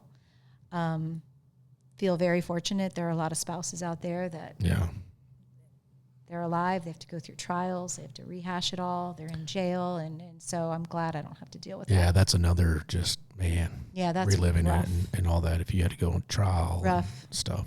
So I'm glad they took care of him. And I think that goes back to everyone has their own path and journey in this. Yep. That there's no... Really, the only thing that's the same is you lose someone to death. Right. But other than that, there's so many rabbit holes to go down. But you were saying, and I thought the same thing of all the ways, a lot of you guys talk about retirement, and I always say, who are you going to be when you retire? Mm-hmm. Are you taking care of yourself? Yeah. I know that retirement's a struggle for some. Yeah. It's like, what are we doing? What's my purpose? Some are ready for it. They've taken care of themselves. They've kind of glided into it or had their side hustle or have another purpose ready to go. But I get that. And I don't think you should be afraid to say that. And I'm sure that probably there's no SWAT guy out there that wouldn't say that's badass. I'd have no problem going out that way, and I immediately thought of that. And so that's why my heart and energy went straight to the other guys, because I knew that they'd either suffer from, I just didn't want them to live their lives with guilt and that we could all heal together and be better because of it. And so I'm hoping that's what the foundation is doing. And wanting to hug them that day, I could just see it. And I just knew, and I could just imagine George in that spot, watching that casket go by, and it broke my heart in a million pieces. I would think there's still there's a connection to the team that connects you to him. Yes, and as a matter of fact, someone's like, "Can I just rub your arm? Can I just touch you?" Like, I do feel like they're just if there's a piece of him anywhere, it's there, and I feel understood and validated and cared for and protected. And when you lose your person, and George was very much a protector. And I had to let him be that for me because I was so strong and I knew it was important to him. And so I've learned that that's like, it's very important to you all to be able to protect people. Yeah. And you have to let, that's like your love language in a way. And so they've kind of taken that on, and I've had to allow for it. If I need something or something's broke at the house, or I'm like, can you help me with this? Or, and they're so happy to do that, and their wives have been so supportive, and that's awesome to hear. Yeah, really nice. So speaking of wives, I think you've had some other wives reach out to you that have lost their Yes. spouses and stuff. What did that mean to you? Everything. You know, and a lot of them had reached out to an officer or something and said, you know, when she's ready, I want to talk to her. And I have 3 women, well, now 4, who they say words and you're like, yes, yes, Yeah. exactly. And you just feel so understood. And a few of them reached out after the podcast and they're like, finally, you like said all the words That you said. Yeah. you know, and it's no one's fault. And we all say we're in this club that no one wants to be a part of, but Yeah. once you are, you are. And the sooner you surround yourself, and it's the same for you all, anybody who's gone through a trauma, if you get around people that have experienced the same thing and you just feel understood, you don't feel crazy. Because grief is a nutty Yeah. emotion that elicits a lot of emotions, and it's terrifying, and it can't be cured.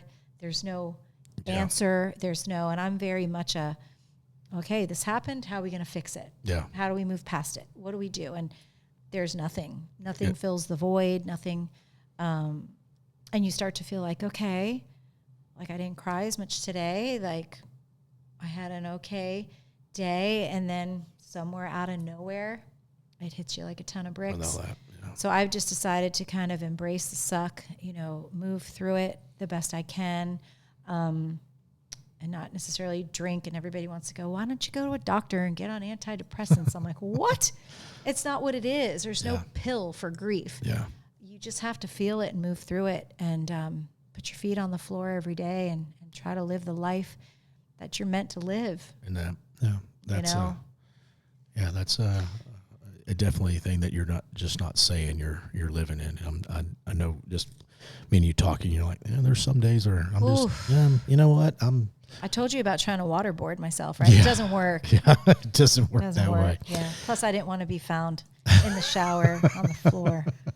Yeah, that's not a good look. No, I'm like, who's going to show up? So has there been anything that a spouse reached out to you and said, and you didn't maybe necessarily understood until time? You're like, oh shit, now I know what she means, or anything like that? Well, the main thing, the best thing someone could have told me, and they were all around the 9, 10, 11, 12-year mark, and they said it never gets easier. Yeah. And as hard as that was to hear, because a lot of people say, you just got to get through the first year and you'll be okay, you know? And then that first year comes around, and year 2 is even harder, and things get real quiet. You know, everyone's around you in the beginning, things get real quiet, and then you come out of fight or flight. Yeah. You're no longer numb. Now you feel, and it's like, this can't be my life. Like, he's really never coming home. Yeah. And so for someone to have told me that, as cruel as it sounded, I'm so grateful for that. And they kept telling me I was going to make it. And I'm like, you don't understand. I'm not going to make it. I can't do this. I just can't do it. There's no way. I'm good. I lived a life. I'm fine. Like, everyone's good. I could check out. I wasn't suicidal. No, it yeah, sounds no. very strong. It's just that living seemed The so emotional hard. side of that. Yeah, you're just like dragging just to get up and make a cup of coffee and try to go for a walk and answer the phone. It was just, everything was so hard. And for them to continually say, like, you're going to make it. You're going to make it. And everyone says, oh, you're so strong. You're so strong. And it's like, is that really what it is? Or you just don't have a choice? Yeah. Or you're making a choice. Yeah.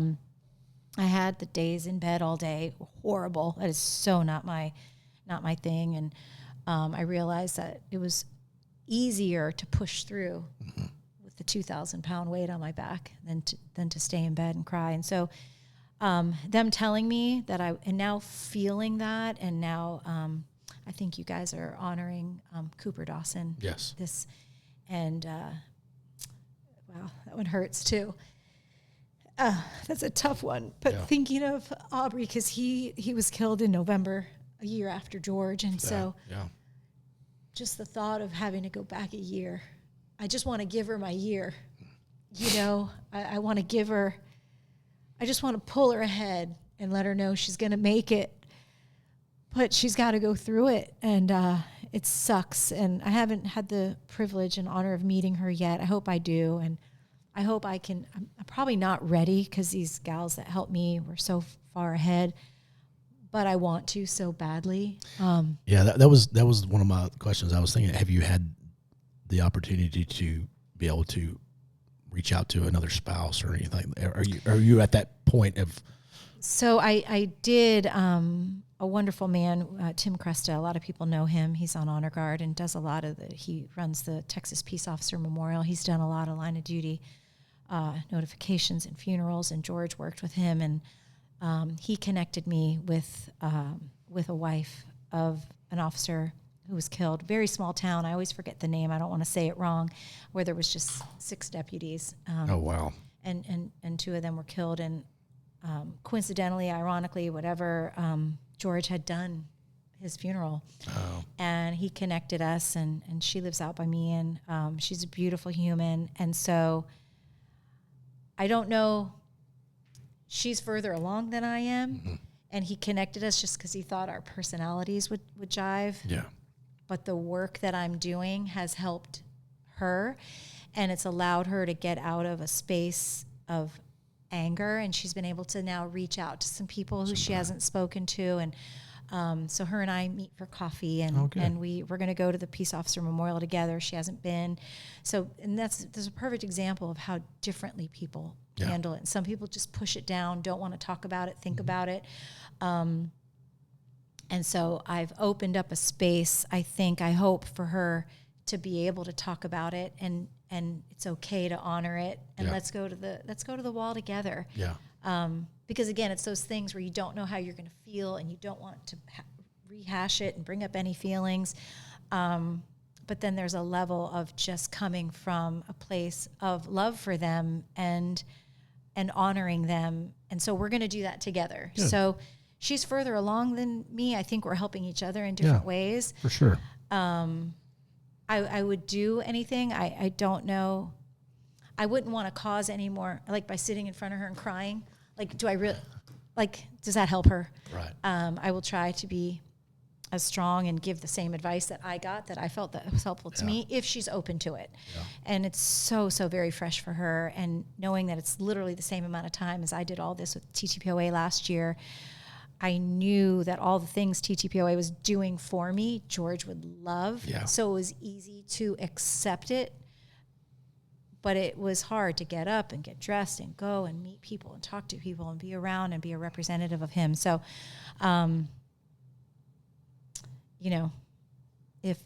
if she was open to that, I would certainly. Yeah. I think that the irony is just eerie. Because when I met you at the range today, I was like, this is when I met you last year, at the shoot. The memorial shoot, and then we're having it again, and we're having it for another officer. I knew Dawson. He was on our team. You did? Yeah, he was on our team, and then when he left our department. He went to Greenville.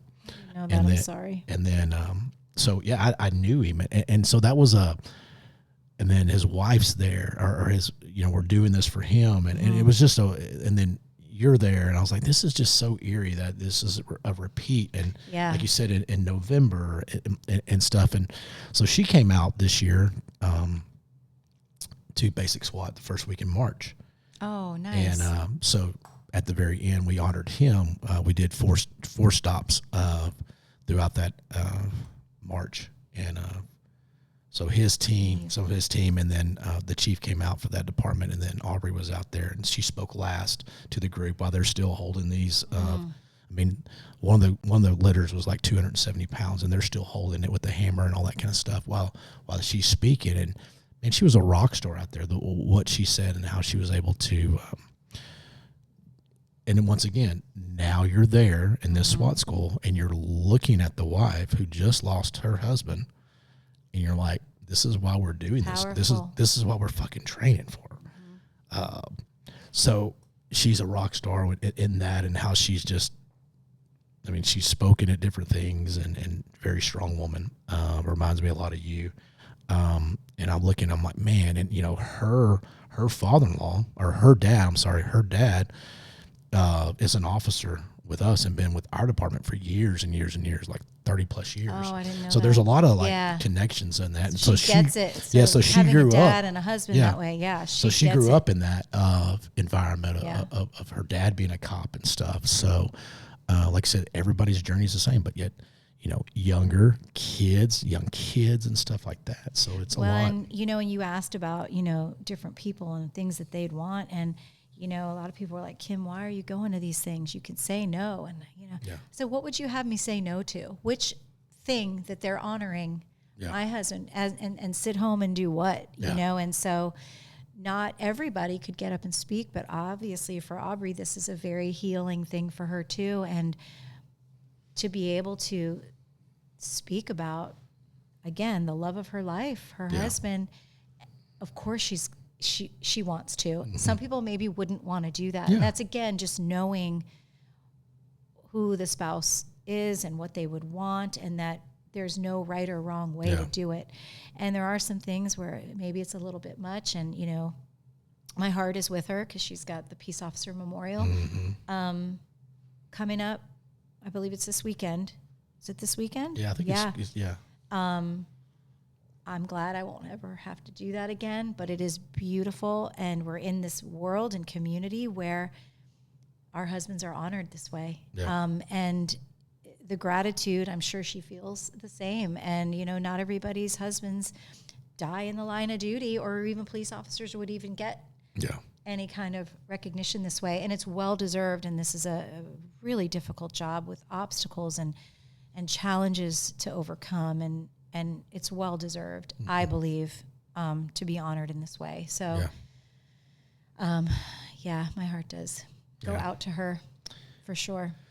So you have a foundation that you started, and that was based on his just passion and drive for training. And I think that's what I love about it, is that you knew George so well that you knew that this was super easy. Like, this was his thing. Like, it wasn't going to be, you know, some other deal that someone else, music or whatever. It was this right here. And I think you've knocked it out of the park with that. And I think there's going to be so many things that this organization is going to do that you don't even know yet. That today I was talking, when you were talking with Anna, when someone else was talking with you, she turned around, she goes, this woman is amazing. She's going to do so many big things and stuff. Is so I'm excited, and I'm excited to partner with some things that we have with the training deal. Like I said, so tell us about the foundation, so that way people understand what we're referring to when we say that. I'd love to. We started it fairly quickly, and a lot of it came from, you know, there's so many organizations out there for fallen officers, which is so beautiful, and I was so grateful for that too.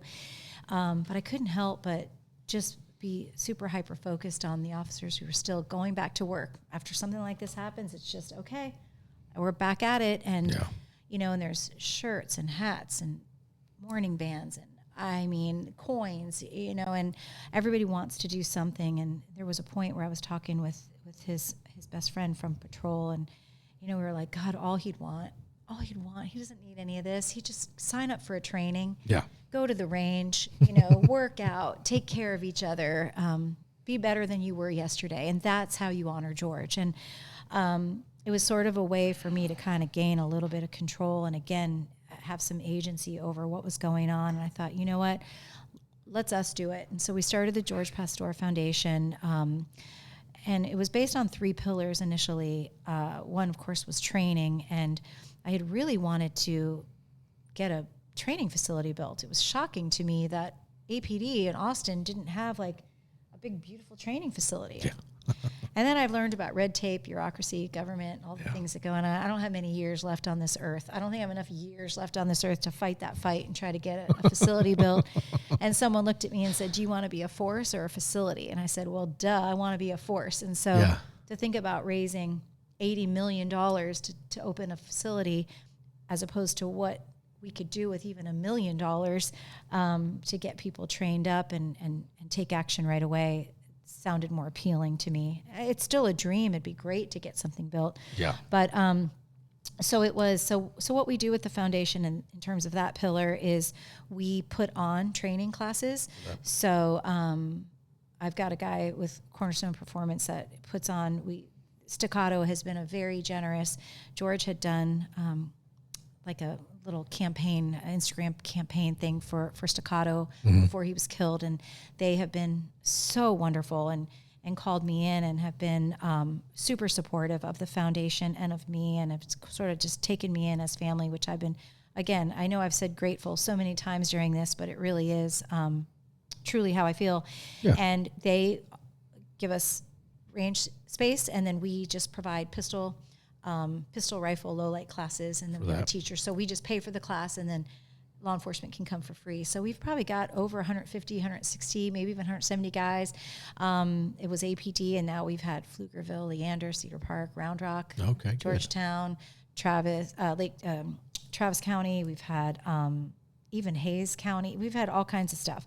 So it's been really nice to see all the agencies taking advantage of these classes. And they're one-day classes. So I find that those are the easiest for the guys to get the time off or use on their day off and just get some pistol training in, you know.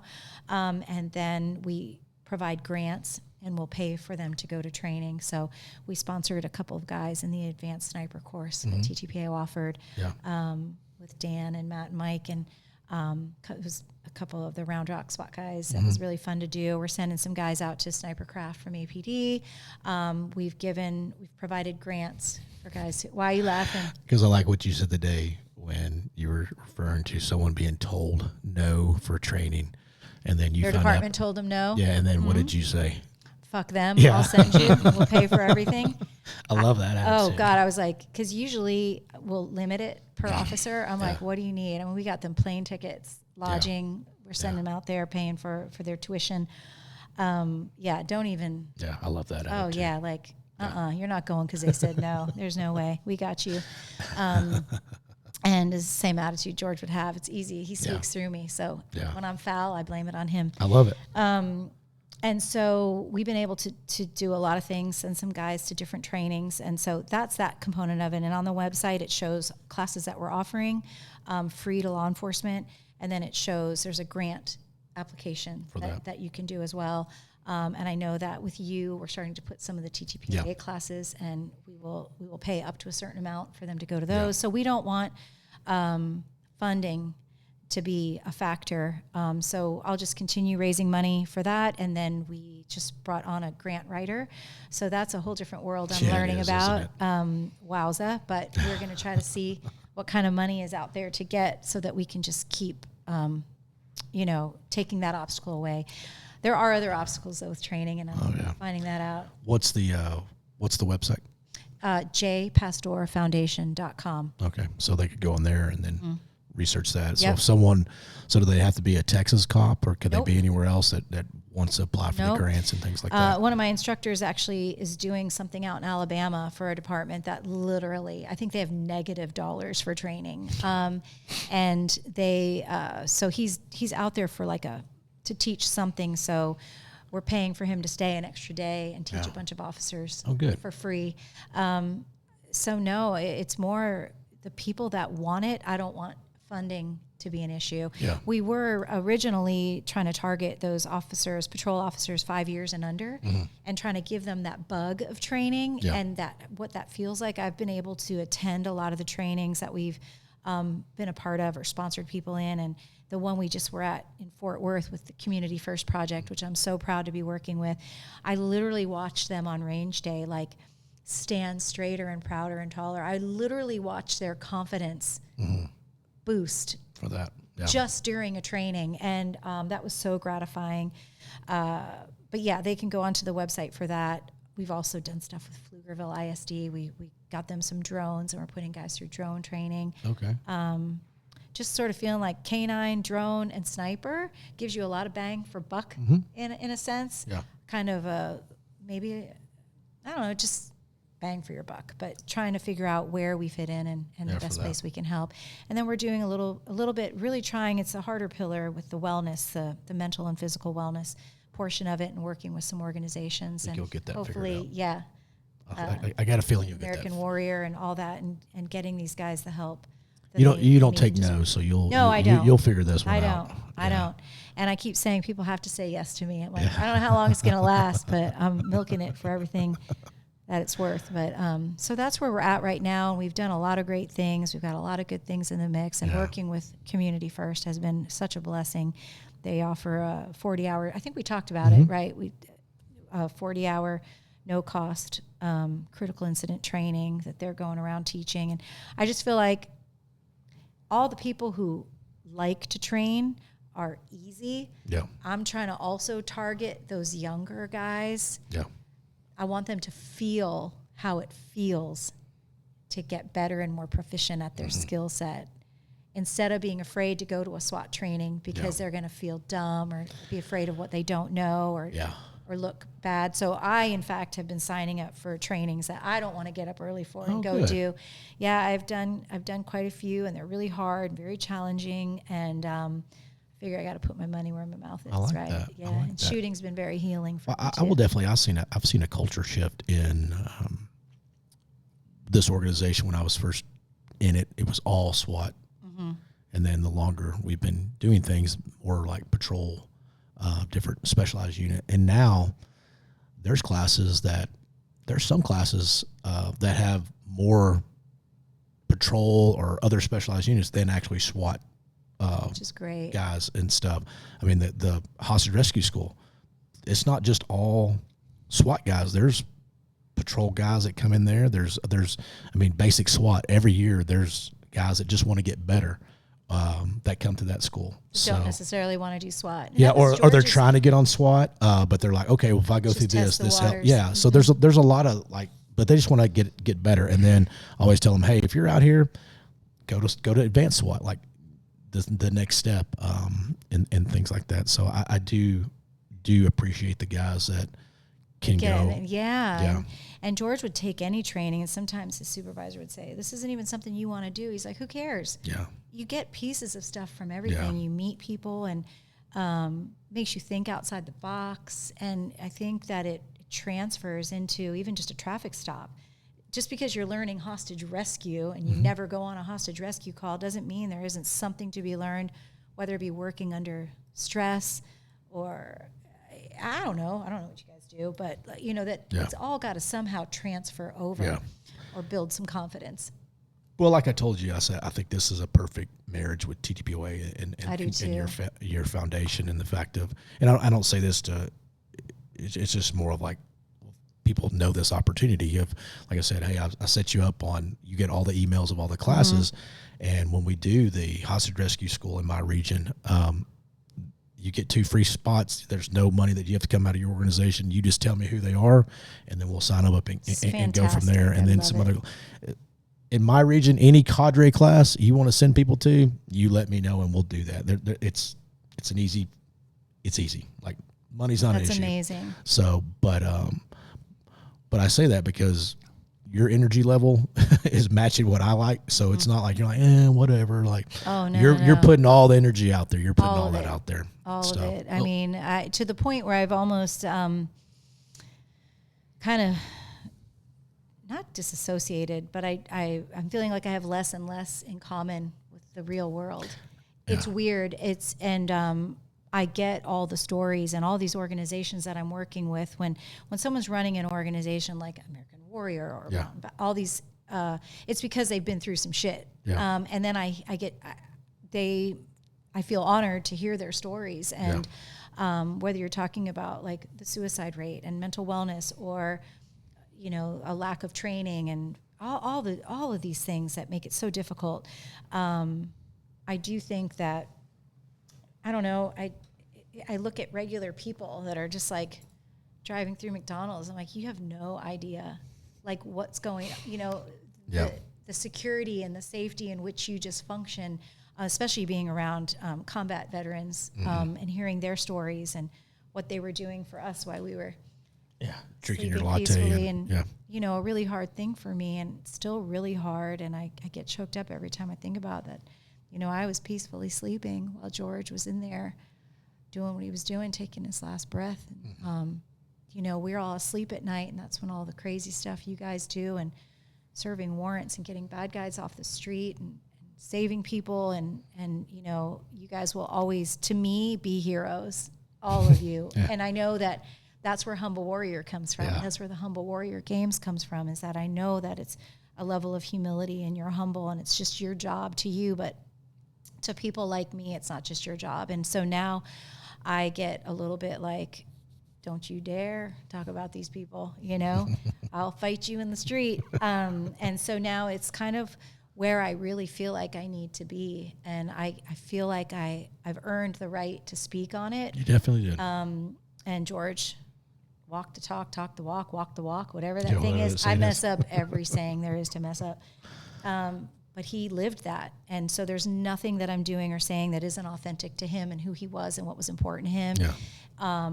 And so this is the hill I'm going to die on to get you guys all the things you need and deserve. And training should never be halted, denied. It should be a part of your everyday. Yeah, life. I wish that was the mindset of a lot of administrators. Because it says we give a shit about you. And Yeah. I do care. I genuinely care. And I want to make sure that regardless of what's going on in departments and the lack of leadership and all of those things, that we can still try to help provide Yeah. at least the funding and the opportunities for people who want to train. Well, you're definitely kicking some doors down with doing it. I'm trying. I like that. You have anything else that we didn't discuss that you were like, man, I really got to get this out? There's so much. I think if I could wrap it all up, you know, because I always try to do everything with the intention of it being helpful to other people. Yeah. It's not about me. I'd rather not be sitting here on a microphone. I mean, it's terrible listening to yourself. I don't even listen to these things when they're done, but, you know, especially as it relates to couples and wives and spouses, because I feel like that was a little bit heavier of a topic this time, not so much the incident and what happened. You know, that you learn to communicate, not be afraid to have this conversation. Yeah. Of here's what I think I would want, and just to talk about what that would look like if something happened. Do you have a support officer? Who would notify you? Or, you know, maybe creating those bonds with each other and trying to make time. And it's hard on a SWAT team to find time outside of work to get together and create those relationships. But I would say, you know, for anybody listening that is a police officer, to please get involved with the foundation. Look at the things that we have to offer. Take advantage. I know a lot of people feel weird. Mm-hmm. There's this weirdness, too, about taking money from a foundation. But I'm out there raising it from people who want to help, that know and have identified one of the issues being a lack of training. Yeah. So it's a win-win. So don't be afraid to utilize the resources that we have.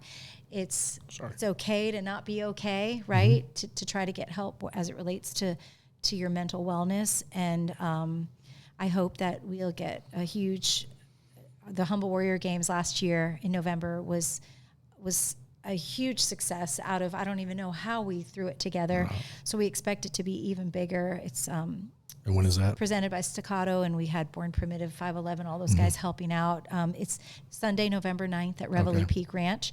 You can come out there and not spend a dime. You can come out there and run the 5K. You can do the 5K and the team obstacle course. Do all that. If you don't want APD SWAT to win it again this year, you can put a team of 4 together and come out there and challenge them.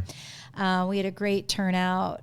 We had Honor Guard there presenting colors, and George was killed actually on Veterans Day, which was so fitting because he was such a patriot. And we'll do that Humble Warrior Games every year. And then we're always raffling something off. We're raffling off a Staccato pistol right now through the end of May. And so you can buy a raffle ticket. We've got great merch. There's lots of ways you can help and support, but mostly for law enforcement to know that we're out there as a resource to them, to please use it.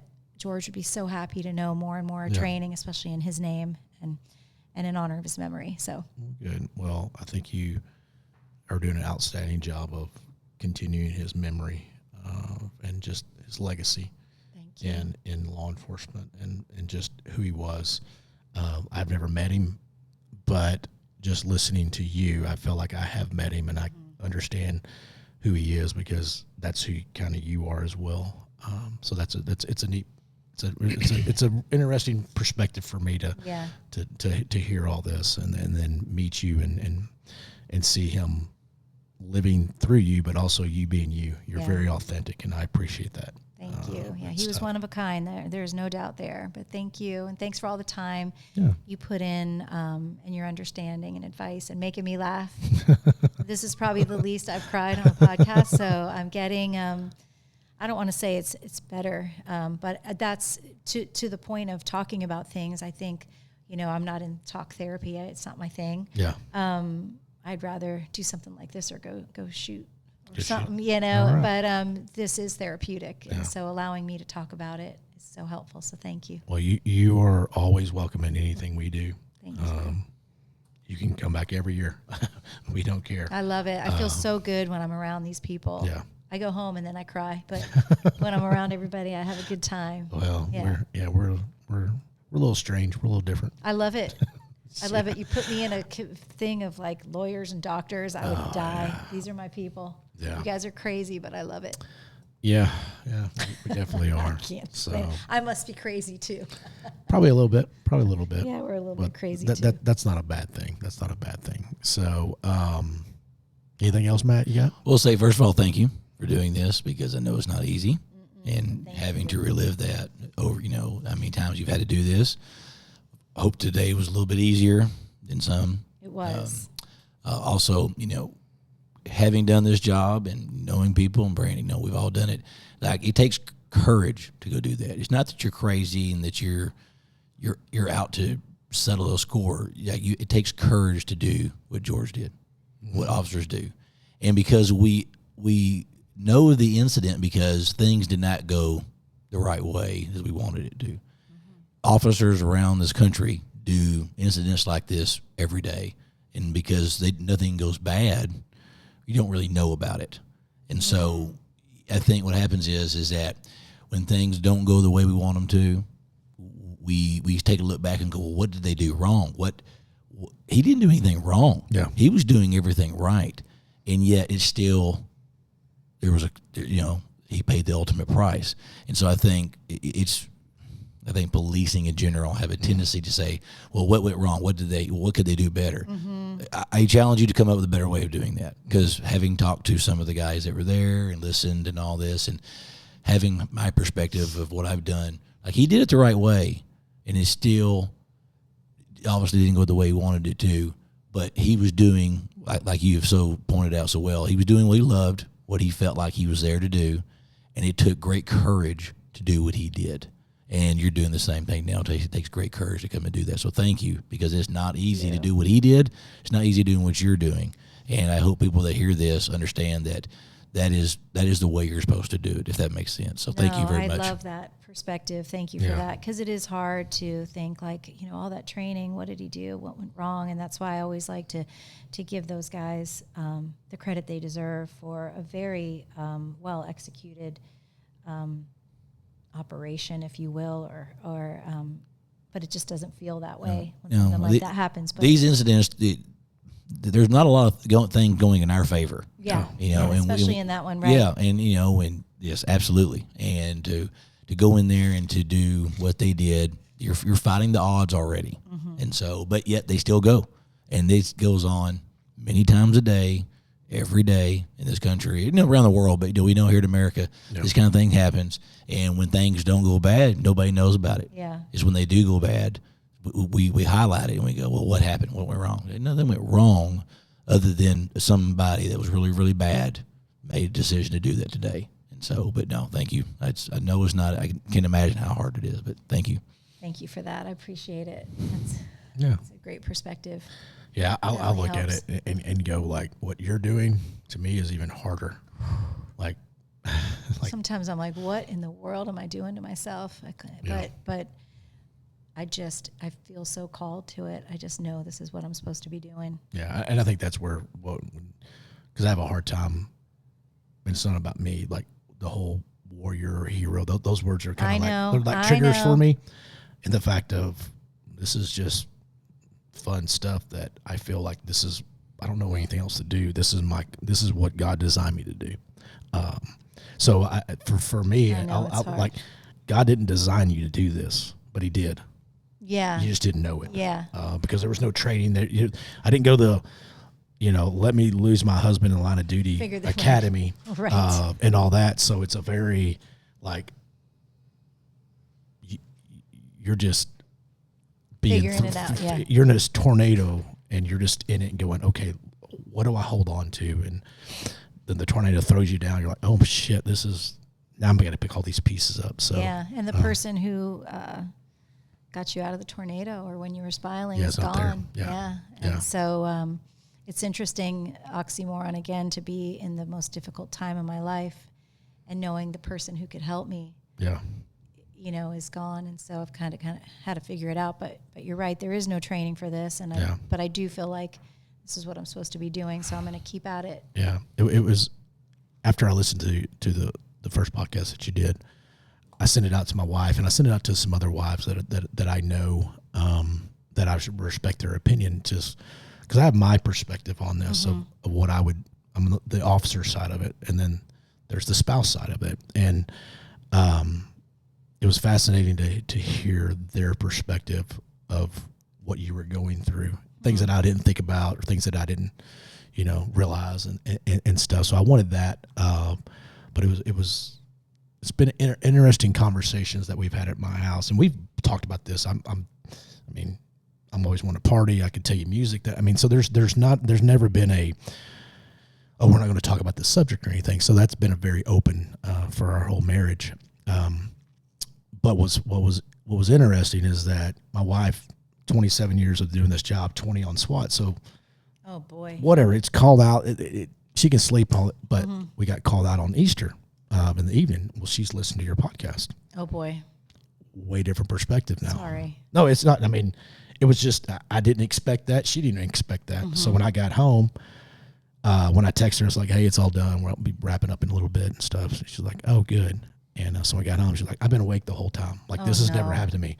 And she goes, I kept thinking about listening to Kim's podcast. And she sleeps with a sound machine on. She goes, I didn't turn it on because what if I get knocked on the door and I don't hear this? And I'm like, I've never heard that from her before and stuff. So, and it's not it's just, there was things that have been brought up that just, that you don't think about sometimes, or it's fresh right now because it's fresh in her mind. Even me too. I look at some stuff a little differently because of the freshness of me and you talking and learning about your story and stuff. And it is different than going on patrol. This is a SWAT. This was a pure SWAT operation that he lost his life on. So I think that's where it hits even harder for guys like us. Yeah, I'm so sorry. I didn't. I hope, no. It's not. I do feel bad. No, don't feel bad at all. It's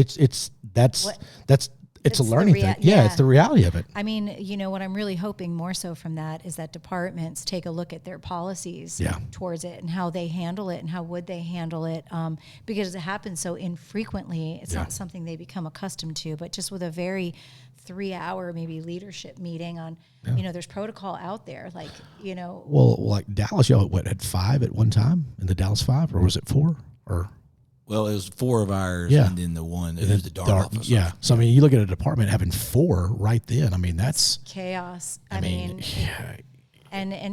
there is protocol already. The International Association of Police Chiefs has a 4-page protocol that I printed and gave out to some people that literally comes from peer support and therapists and things saying how the best way is to handle this. Yeah. And so it's out there. It's just nobody wants to talk about it. Yeah. But a 3-hour class maybe just to say that. And then have access to information that they need, where do they live and who's going and all of those things. So the intention of that podcast is to bring awareness to a procedure that maybe needs to be talked about every 6 months. Mm-hmm.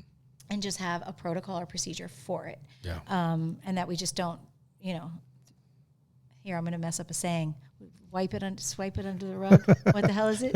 Sweep it under the rug. That one. Sure. Every single saying I will mess up. Don't do that.